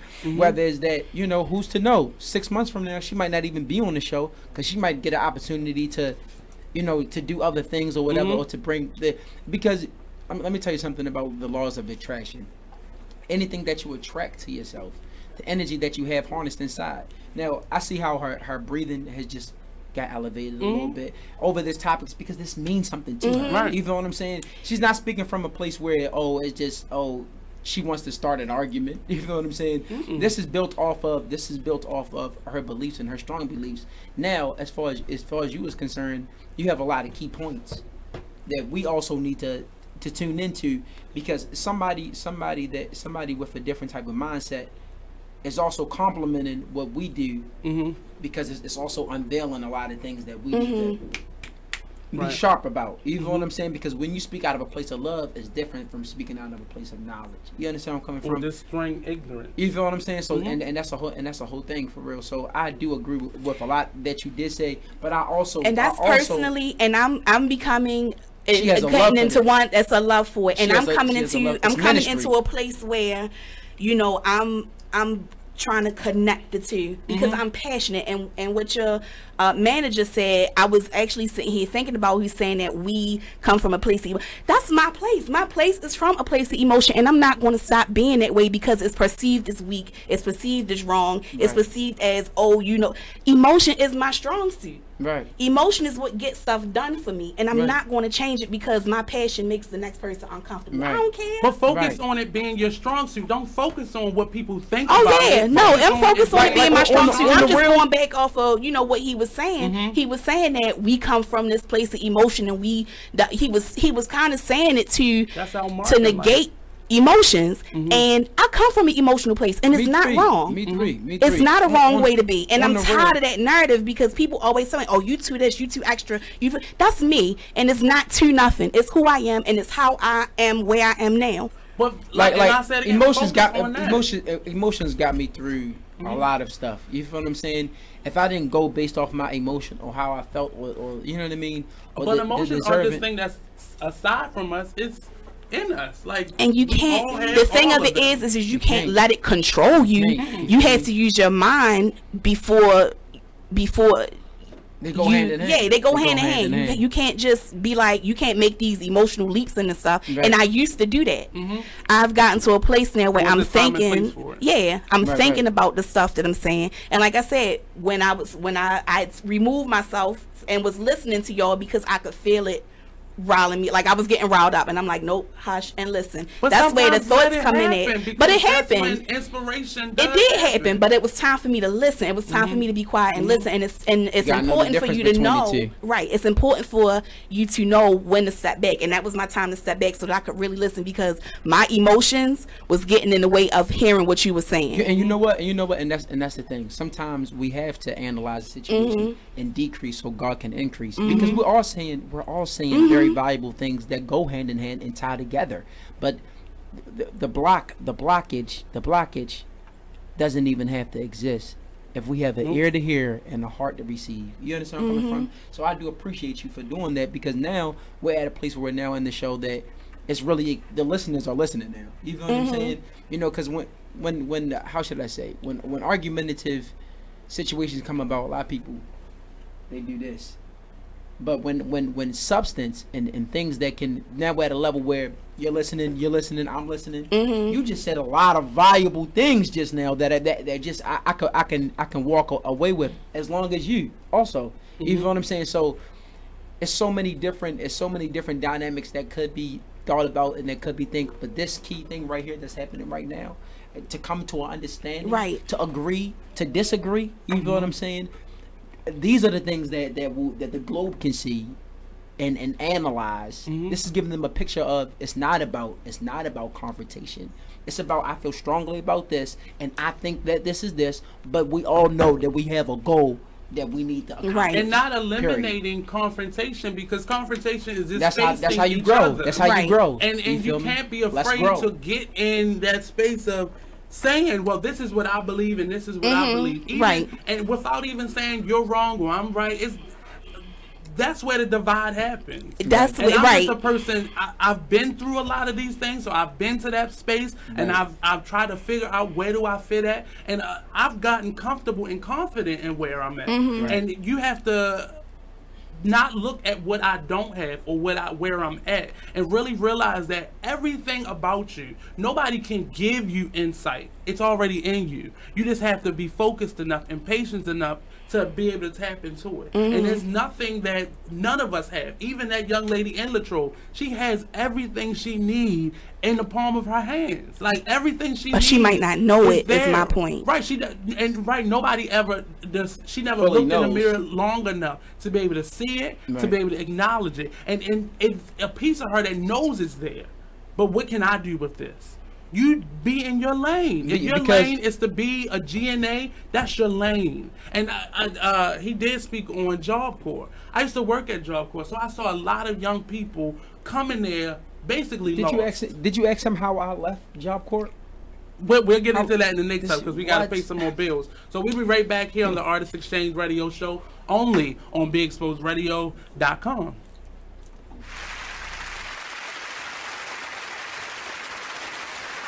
Man, it is what it is. Man, it is what it is. Well, it is what it is. This fly T Miles, also known as Tyree Miles, and Mr. Miles the writer. Hip Hop K, check us out every Friday on Be Exposed Radio at 9/11. Coming to y'all soon. Business owners, need more customers? Offer fantasy sports contests and generate more sales. Restaurants, bars, hotels, auto dealerships, real estate offices. Whatever your business, fantasy sports contests can help you increase your sales and bring you more loyal customers. Visit Fanify.com or call 888-55-SPORT. Our software lets you customize contests fast and easy for your brand. That's right. Visit Fanify.com or call 888-55-SPORT. That's 888-55-SPORT or visit Fanify.com.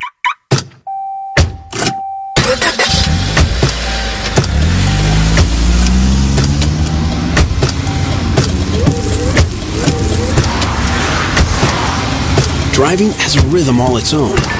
Don't wreck it with a text. Before you get behind the wheel, silence your phone. Or better yet, designate a texter. For more text-free driving tips, visit StopTextStopWrecks.org. Brought to you by the Ad Council and the National Highway Traffic Safety Administration. Green light. Hey girl, school zone. I'm getting hungry. Car changing lanes. You want to meet me for pizza? Stop sign. Intersection clear. Yeah, street. Pizza sounds good. Ball in street? Girl in street! It's hard to concentrate on two things at once, like texting and driving. Stop the text, stop the wrecks. How will you stop texting and driving? Tell us at StopTextStopWrecks.org. Brought to you by the National Highway Traffic Safety Administration and the Ad Council. You use Tearless Baby Shampoo because it's gentle on your baby's eyes. You make sure his toys don't have any sharp edges. You always test the bathwater to make sure it's not too hot. You taught her what to do when the smoke alarm goes off. You make sure she wears a helmet when she rides her bicycle. You put on his sunscreen, even when he's embarrassed his friends will see. You do so much to keep your child safe. But are you using the right car seat for your child? Is your child facing the right way in the car seat? Is the seat too big or too small? How do you know when it's time to move your child into the next type of seat? Car crashes are a leading killer of children ages 1 to 13.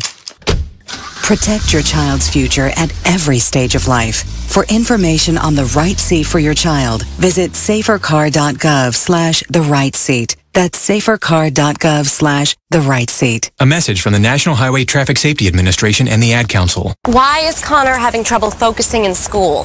Having trouble finding Connor's middle school? Would you like directions? No, why is Connor having trouble focusing in school? Finding lowest airfare to Istanbul. No, I'm tired of fighting with him over homework. Home, walk, restaurant. Need a review? No, I need help. He's very smart, but his mind wanders. He's disorganized. I think I understand. Oh, good. Finding best potatoes for French fries. No! Russet, fingerling, Yukon Gold. Why don't you understand me? Sorry, I was trying to show how Connor feels every day. Frustrating, isn't it? Redirecting to understood.org. For the 1 in 5 kids with learning and attention issues, this is what life can feel like. Explore understood.org, a free online resource about learning and attention issues, designed to help your child thrive in school and in life.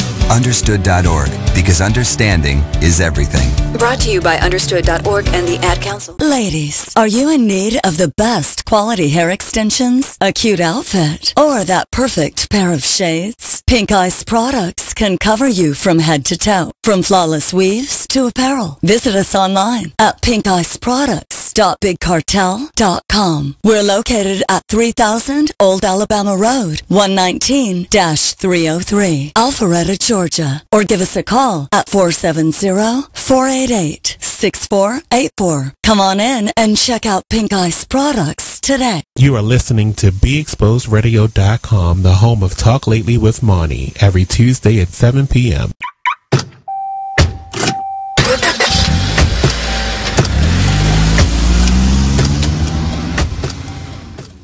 You are listening to BeExposedRadio.com. The body's getting dropped left and right, my God. System designed for demise, and we ain't got no hope. Slavery time when we die by the deadly rope. Is silver and gold equivalent to your soul? They confiscated our diamonds, our gold and our silver, enslaved the black man. Women and children get killed for fighting back or escaping the system. That's the true definition of colonialism. And the next verse was that controversial verse. Yeah, so they was like, you know, the whole song is dope because I sing also. So I sung the hook, you know what I mean? Mm-hmm. And after I sung the hook, then, you know, I put the first verse, and then the second verse did not go with it at all. And I'm not an engineer, I'm not a writer of music, but for me, I would have taken that as people are uncomfortable with men talking about molestation. And the whole idea of what your song was, that is a part of politics. Right. Because that's a part of pop culture. Right? That's people what I got that too. With men sharing that, because that makes you less than a man, that makes you weak. So they don't want to associate that with your political stance, which is, now we're fighting for the people now. Right. But I'm a person. I'm a part of this people. And that's what how another angle I was throwing it at, because me voicing that, you know what I mean, like on the second verse, you know what I mean, like that's something deep to say. Being molested affected how I connected with people. Antisocial and hopeful that me and Def had a meeting. And you open up talking about children. You know what I'm saying? Like, and then you also said it was the preacher's daughter. Yeah. A thing that people in our culture tend to do is praise that. Yeah, it's funny. Yeah. It's praising. Oh, you a man now, and they don't look at it as something being harmful, or they don't look at it as a crime. Like women, and it's a lot of times I've talked to men, and they like, oh yeah, well I had sex with my babysitter when I was 9. Yeah, I'm 9 years like old. What did you? That's a badge of honor. Yeah, it's seen as a badge of honor, and it's not seen as something that is inappropriate. And then at that same time, they don't know how that has affected them. Like, what if you didn't have sex at 9? What if you were allowed to grow up and mature into being somebody who understood all of the implications of what having sex with somebody would be? Think about the lady who had sex with the student and ended up pregnant, and then they got married, and I believe they're divorced now. Had that been, those sexes been reversed, that man would have still been in jail. Right. There wouldn't have been demonized, villainized. Right. And you know, and I can't speak for that person who suggested that, or even for you deciding to then move forward. And maybe it was about extracting that and making it specifically for that. But to me, all of those things may have been coming from different directions, but it served a purpose in that space. And for me, I never alter art in that way, because you spoke to somebody. You know, in this room, I can't speak for everybody, but that's now 2 men who have had to go through that. And it's not, it's uncomfortable for people to do it. And my first thought to you, was it a man or woman, was it black or white, who suggested that? But that doesn't even matter, because now it's funny to people. that inappropriate behavior. And you got to open up the conversation. And with Lil Spaz is in the studio. I've asked him. I've looked at you and asked you, has anybody done anything molesty to you? Have I not asked you that? You asked me that before. And well, Black brothers, you need to ask that every day. Yeah, and it's like, it's important to know. And I talked to him. I say, you know, don't be sending D pics, and don't be. I get like, I keep it 100 with my son. I keep it honest with him. I let him know that's child porn. You'll go to jail for that. You know, don't be sending this, don't be getting that, and if somebody's doing this or that, you know, I ask these questions. Is important for parents to keep that conversation open with their kids and not be uncomfortable with it. These are people that you made. What you mean uncomfortable? Who says society told you that you shouldn't talk about this stuff? No, this is a person that came out of your body. At his age, did you get that? I didn't. And sometimes it go either way. And if I'm not comfortable with my own sexuality or who I am as a person, I can't possibly talk about that. And I think that has a lot to do with it as well. You know, my sister-in-law, this is one of the best compliments I ever had. She said, you're very well-rounded. And, you know, not to get into, I know who I am. We were having a conversation last night, and I know who I am and what I want exactly, and I know how to express that.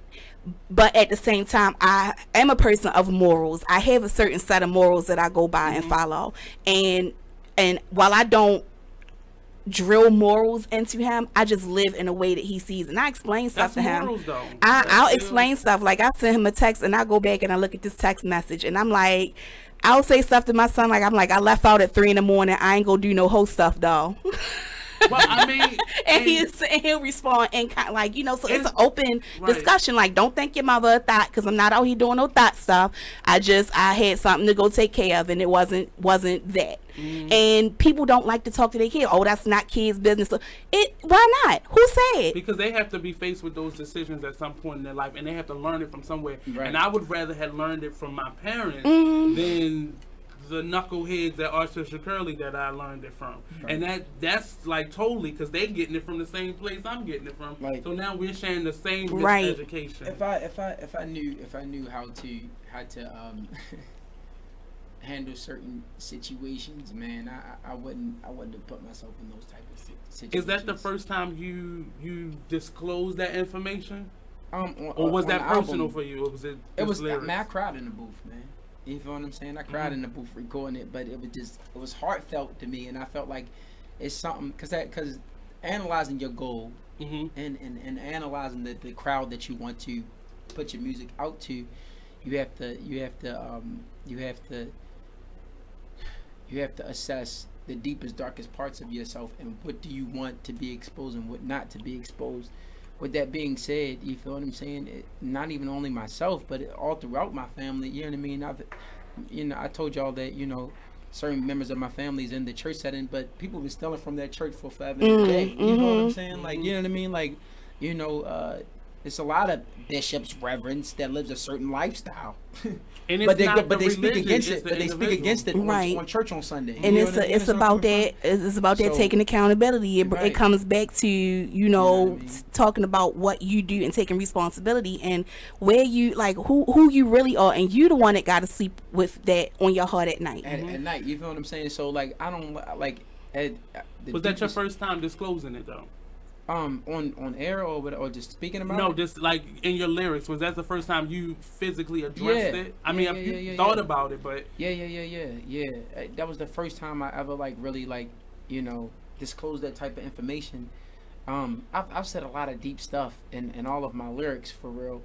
As far as like, you know, being put in this system and they taking us from the house and all that type of stuff. I've said that, you know what I mean, about me being homeless, you know what I mean, of me going through bipolar disorder, you feel me, ADHD. I put all that in my music.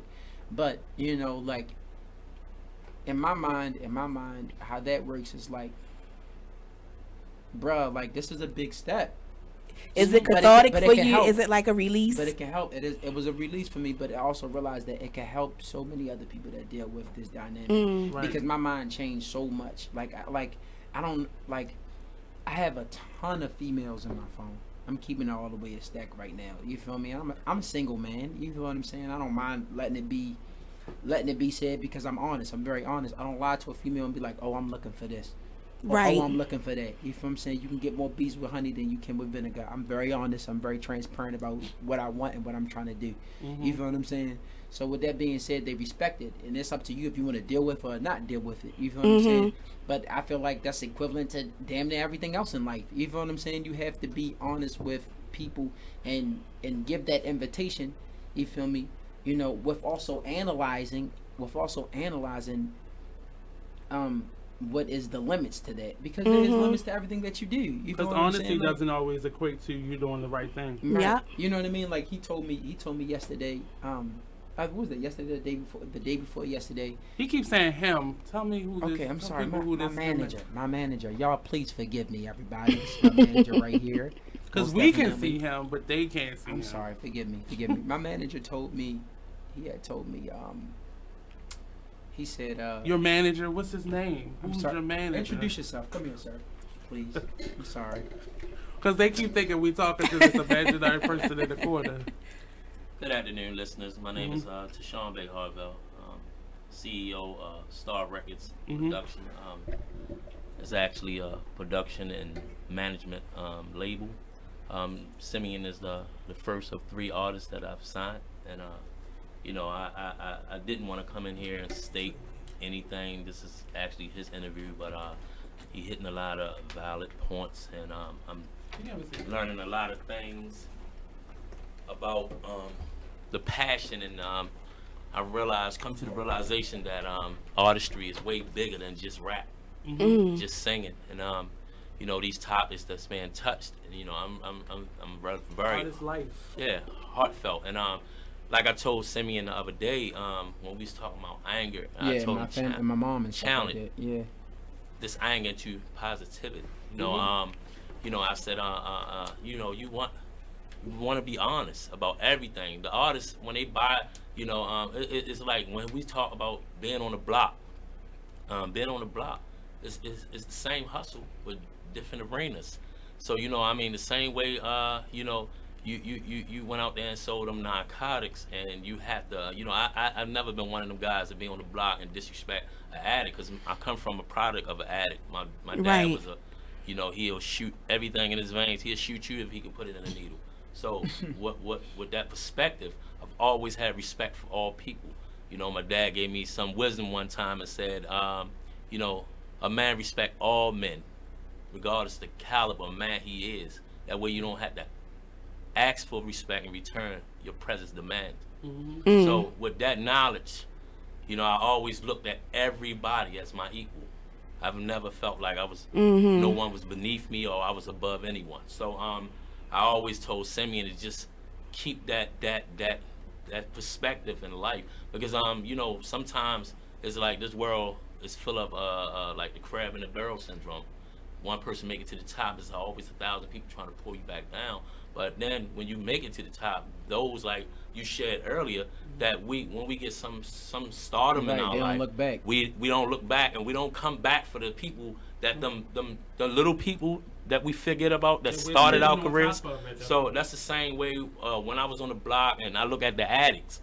If it wasn't for them buying my product, I wouldn't be this big hot commodity. You know, we're not promoting. Yeah, you know, we're not promoting, but I'm saying I'm speaking on a different arena. So the same ideology of you being on the block, you got to take that perspective into your artistry. You know, you can't forget about the people that put you on this hierarchy. You can't. You know, every artist deserves their due process. You know, when we talk about fan base, he's talking about getting his.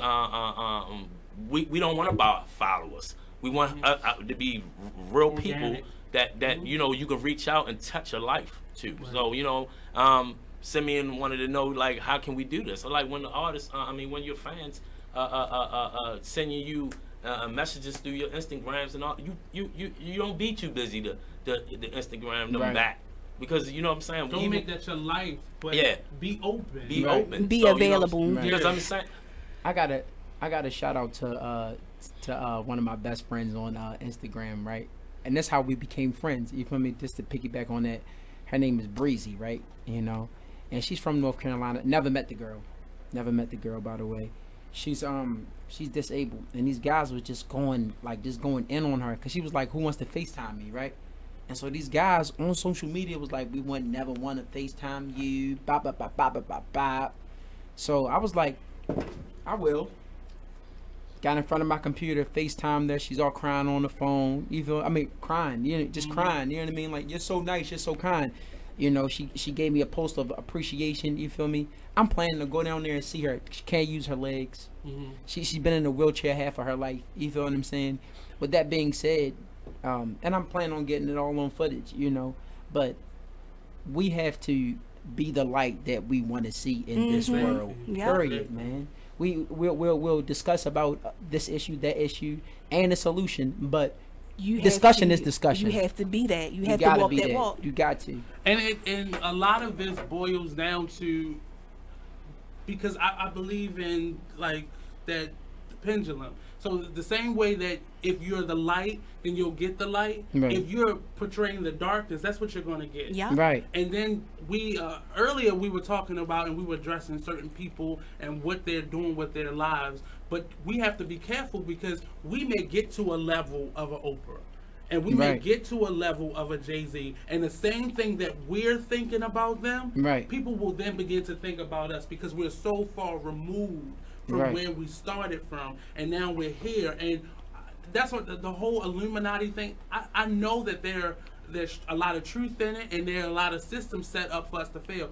but I can never put my attention on that. Oh, no. Because no. It tells the people that are looking at me. I have 4 little nieces that everything that I say, they listen to this show. So I don't talk about anything, and that's why I put disclaimers out there. I don't talk about anything that I can't address to them that you wouldn't want your son listening to. Right. But at the same time, I know it's there. Right. You can't focus on it. Yeah, 100% attention. I get what you're saying. I can't put in my mind that the only way Whitney Houston could be Whitney Houston, she had to sell herself. Yeah. We can be that talented without, like, I can't even fathom how talented she is, or Michael is, or whoever these people also are. As people, and I find that, and I say this too, a lot of times this is why I like to talk to people, and this is why I like to have these discussions, because when you stay in your own head, that's all you're going to know is what you think. So it's important to open up all of these other avenues of thought, because it's 7 billion people in the world.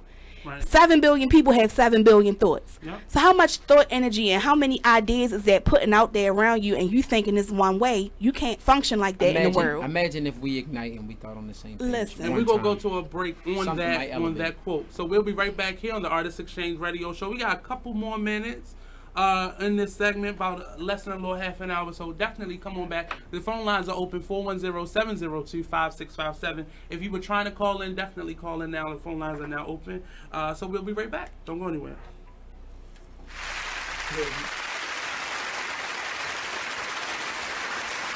Hey everybody, this is your girl, the one and only Vic Cows. Check us out every Saturday from 5 to 7. Only on BeExposedRadio.com. Oh, recently? Yeah. I was talking about overall. No, two. That was Uber. That wasn't Uber. Yeah. That wasn't. Yeah, that was Uber. That situation with Uber, I think you told us about. But this guy, my whole thing is pay attention. I don't know if this dude was trying to get home or something, but he was speeding.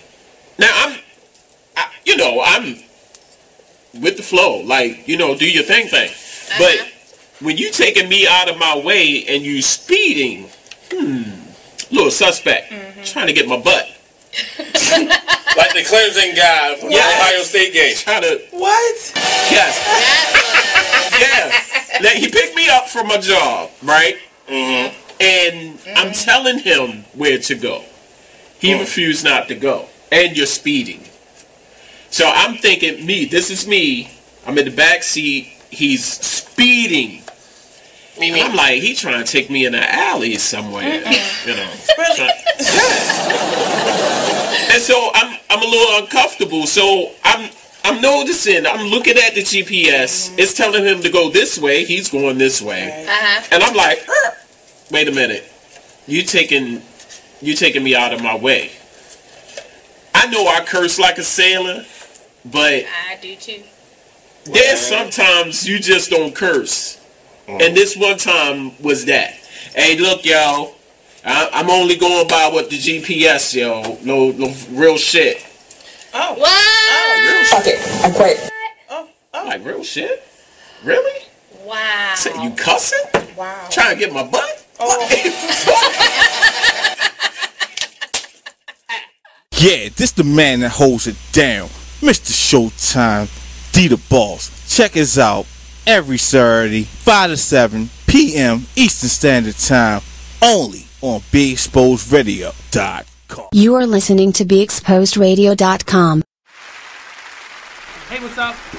Welcome back to the Exchange Radio Show. I am Nate, the host. I have my co-host, Miss Sweet Baby. Hello. Fire and Ice, a.k.a. And our guest for the day. Tell us, I'm going to introduce this young man first. My name is William King, or also known as... You know what the sign of checks was, say. You know it. Or William King III at that. Okay. And, official. And my artist name is Lord Spaz, but I prefer you just call me Spaz. So he was giving us a taste of who he is during the break, and it sounds like with some coaching, he could be a good storyteller. That sounded like some visual storytelling set to lyrics. I don't know anything about hip hop in terms of rapping, but that's a storyteller to me. As an actor, you just told a story. You painted a vivid picture in our in front of us. Freestyle off the dome. That's my son, Willie, the infamous. I'm playing. We also have a guest with us. Also, our guest today is Mr. Simeon. Oh yeah. I was about to go with the B, but I'm not going to do that to him. But he said it on air. So it's out listen, you better not. That's going to be an album cover one day. I could just see that because people don't know who that person is. So we were, for me, this is what I want to come from the Artist Exchange.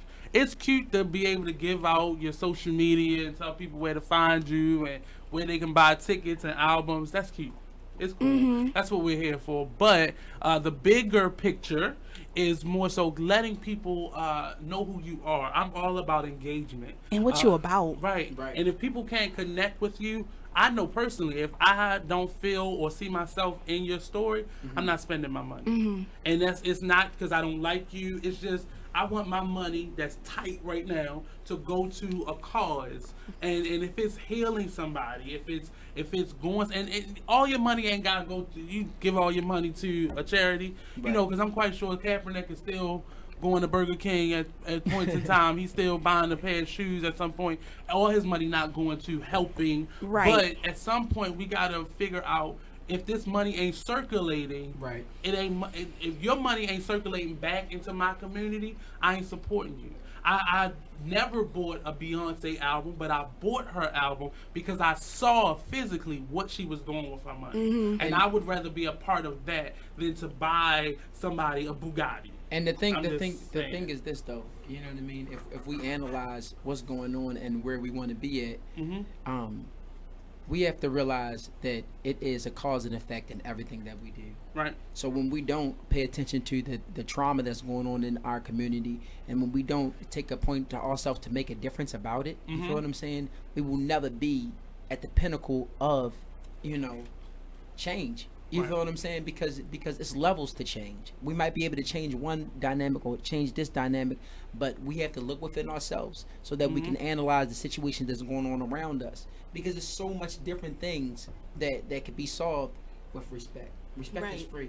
There's so much different things that can be solved with a smile. There's so much things that can be solved with giving the clothes that you can't fit no more to healthcare of the homeless. It's multiple. It's so much things that we can do on a small scale that can lead up to a large scale. So it's all about just being very transparent and being everything that you advertise to be. And being all those things. But if you've gone through something, who else could speak on it better? Than somebody who has physically walked in those shoes. A lot of people don't hear about the teenage homeless person or the 20-something homeless person. We normally hear about the old man or the old veteran, that's homeless. But who speaks to that? In a play that I just did, King of Howard Street, I met Anthony Williams, and he put a spin on, not a spin on it, but he enlightened our whole cast as to homelessness. We basically, King of Howard Street was his story. You know, he grew up on that Howard Street corridor. He was homeless and stayed in the bandos and did that whole circuit. So we got introduced to that through his journaling. And through that, I learned that these people have dreams like we go to sleep and have dreams at night. You know, they have things that they want and things that they see and things that they want out of life, just like everybody else. And most of us don't think that. Like, this person can't be dreaming no more. Like, their dreaming process is null and void. But no, you go to bed at some point, and so you have a dream. You know, nobody wants to be in this predicament, but just like all of us, we get comfortable. So we got to start not only speaking to the things that we've been through and being transparent and honest about those things, because it will help somebody. It's not so much can it help, it will help somebody else that may be on the brink of that may be in the midst of it, or maybe just getting out of it and need to realize how possible it is to live outside of that, whatever that storm was. So I'm really challenging everybody to just speak on something that you've had to go through, and don't be ashamed of it. It's your story. And we was talking last night.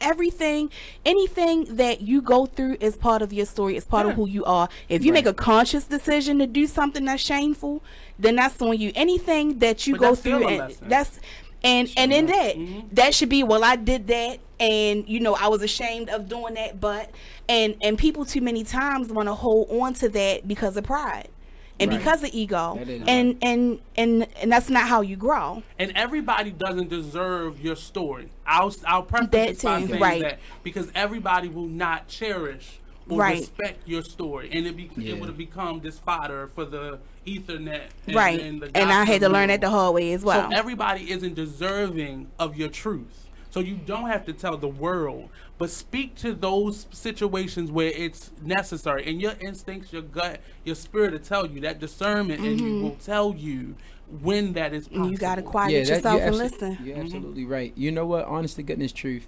and I really mean this. The tragedy of life is not death. It's what we let die in our hearts while we're still breathing. Yep. You know what I mean? The characteristics and the qualities that people see in us while we're still around. You know what I mean?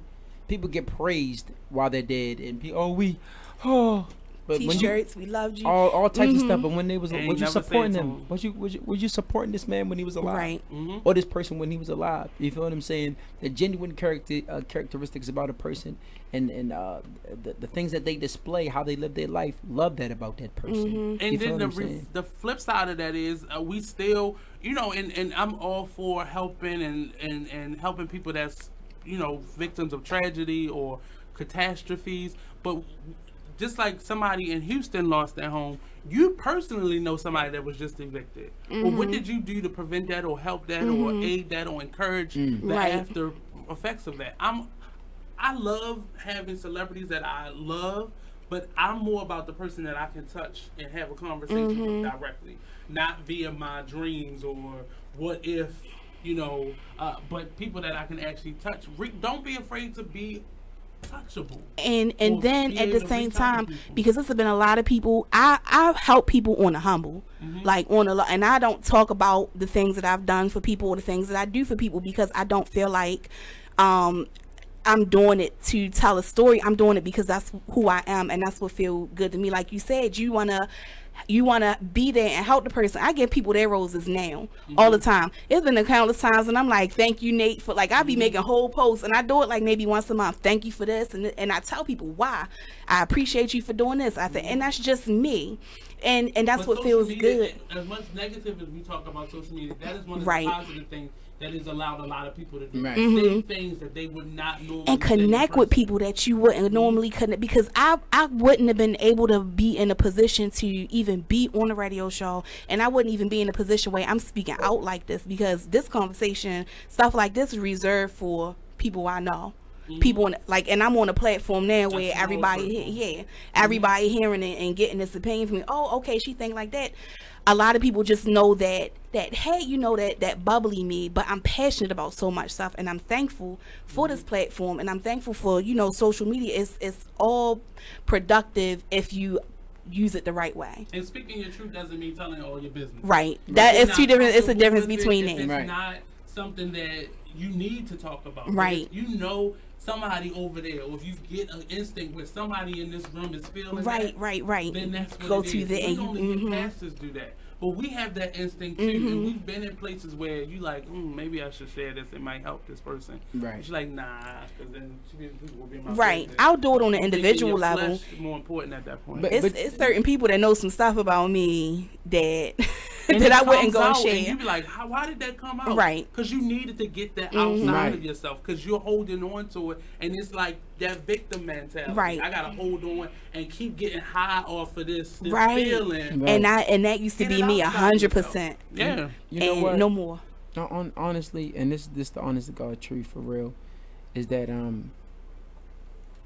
Harriet Tubman said she would have saved more lives if you know what I mean, if they didn't.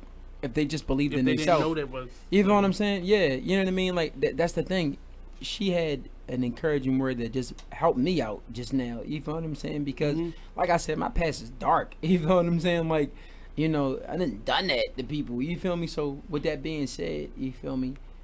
It's hard to sit in front of a group of young guys and tell them at the talent development program, like, look, yo. Like, you're not as tough as you think you is. I done X, Y, and Z. You feel me?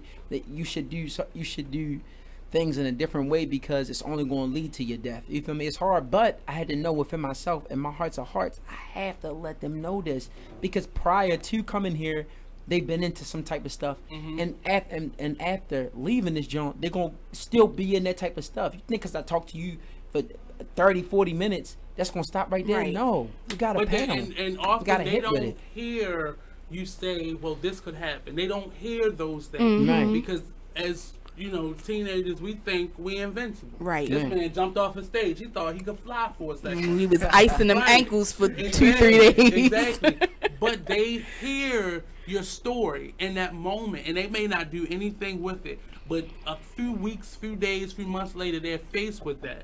And because they heard the possibility or options or another option, they were able to, at least in that moment, think about it. It may not prevent them from making a mistake, but now they know, opposed to nobody ever saying it to them or just attacking them with knowledge as if it's a weapon, opposed to this is a tool I'm giving you, this is the option. Right. Because people, just like parents, don't be afraid to talk to your children because it's not going to prevent them. You can't prevent them from making stupid mistakes. But you can teach them how to get back up. Yep. You can teach them what to do when they're in that rut. A hammer can be a tool or a weapon. Right. And we have to stop giving out knowledge as if it is a weapon. It's my experience. I'm just giving you an option. There's no law or fact in what I'm saying. All I'm giving you is an option to what you were going to choose. Something to think about. You opening up another thought avenue. It's just how you speak to people. So we have a lot of interesting individuals. We got Miss Geneva on the line. We got Mr. Jerome Shines. I'm trying to read all these names. Coffee, Octavia, Tony. Thank you all for staying tuned in. Richard Lane, Consequence Scotty, Mr. Ernest Harris, the Charm City Direct Radio Show. His show actually comes on at 5 o'clock today on the station, so tune in for that.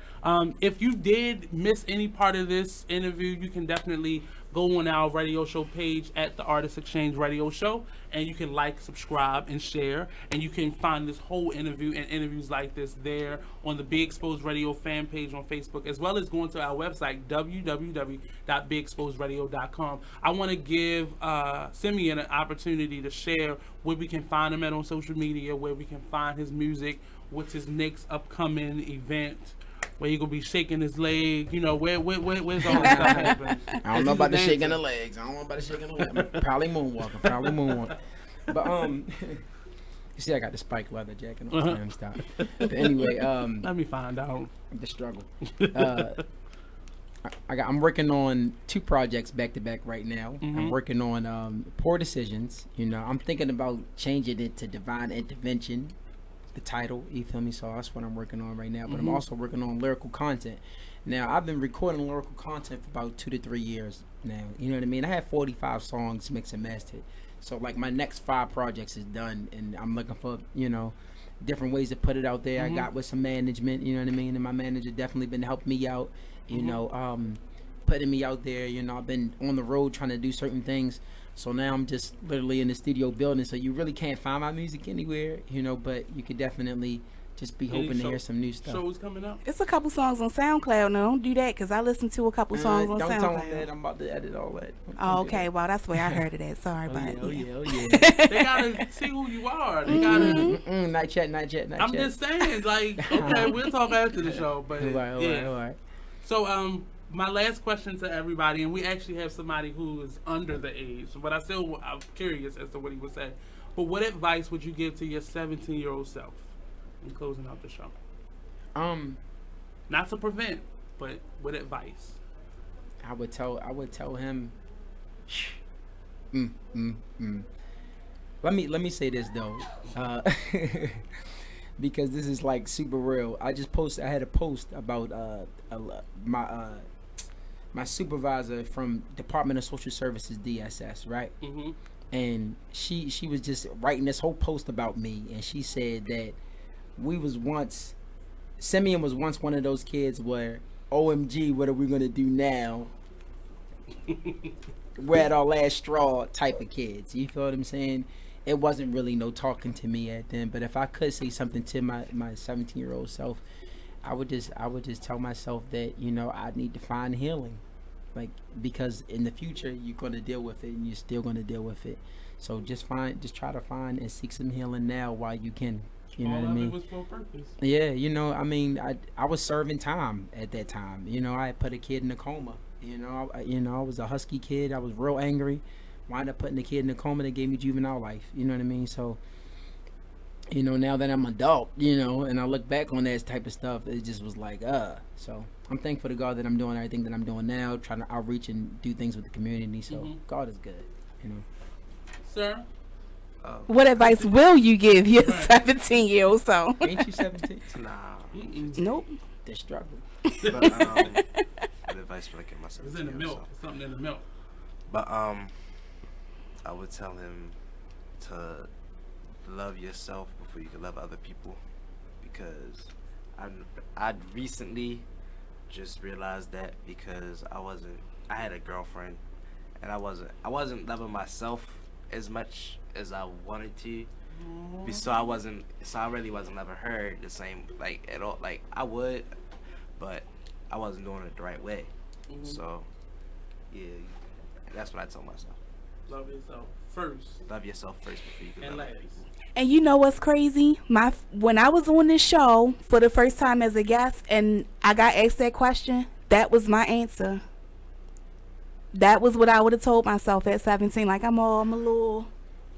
But so this is the importance of talking to your children, because this now prevents that unlove that we sometimes go through in that period where we're focusing on outside sources. And that's just that's confirmation. That's breaking the chain of generational curses. Right. You know what I mean? Yep. It's not leaking over in your kids anymore, because y'all on the same page and you don't even know it yet. Look and at Mr. God. Manager, you got some advice for your 17-year-old self? The person that I am today, the advice that I would give my 17-year-old self would be investment. Investment is serious. I ain't talking about the financial investment. I'm talking about that too, key products of education. We take education too lightly in America, and I would just say investment. Thank you. That's an important factor, because then that trickles over into your finances. Because if you don't effectively get the education that's necessary, then you have to, it's going to be harder. That journey is going to be much harder. And not to say it's because you got the college degree, I'm still, you know, on a level with somebody that has a high school diploma. But it makes it clearer as to what you want to do, which makes it easier to get to where you want to get to. Right. So this has been the Artist Exchange Radio Show. We gonna hear some of that music. Oh yeah, I wish I could spit some. Do we have enough ahead, time? You can close this out. Oh, close this out with it. All right, cool beans. Let me see. I mean, you was giving us a taste of the song before. Yeah. But look, let me go for it. What I say? I'm the motivational, inspirational savior who loves to spark thought and encourage the minds of youth. I am the light and the truth that shall guide you through. Visualize my testimony, I am living proof. I think it's ironic you feel like we're like-minded. I've been through tribulation, you don't know the half of it. 14 years old, no father, no mother, sold drugs to the public just so I could feed my hunger. In the system I was living in the worst of conditions. Refrigerator vacant, there was no food up in the kitchen. Social worker forsaking me and the foster care children. Suicidal ideation, there was no point of living. From trouble to triumph, from hell to Zion, from totem to iron, to inspire a mindset, delivering guidance to those who are blinded. If you seek, you shall find it, because power is knowledge. Last night I was depressed, lost in my thinking. Today is a new day. I'm battling different demons. Bipolar disorder, I'm spazzing at any minute. Adrenaline getting lifted, experience hypertension. As I start my day, I pray to the Most High. I thank God. I know that I should have had died on the block selling raw just to survive trials and tribulations, but I'm still alive. Think it's ironic you feel like we're like-minded. I've been through tribulation, you don't know the half of it. I think it's ironic you feel like we're like-minded. I've been through tribulation, you don't know the half of it. Come on. So we gonna get some of that music, and he gonna give us some of that, and we're gonna promote it on our social media site. So thank you, sir. Thank you. And sir, for coming on the Artist Exchange Radio Show anytime. And I say that very seldomly, but anytime. But definitely feel free to reach out to us if you need anything, or if you want anything, or if you just want to come and debate that day. This is open platform for like-minded and non-like-minded artists, entrepreneurs, and community leaders alike. So this has been another edition of the Artist Exchange Radio Show. Check us out next week, Friday, same time, same place at 7 p.m. So definitely check us out. Again, go to our Facebook page at the Artist Exchange Radio Show. Check us out. Hopefully we're going to get our urban socialite memes and all those things. All of that. As I'm working on it. There we go. We building as we build. Building. So again, thank you all again. That has been the Artist Exchange Radio Show on BigExposedRadio.com.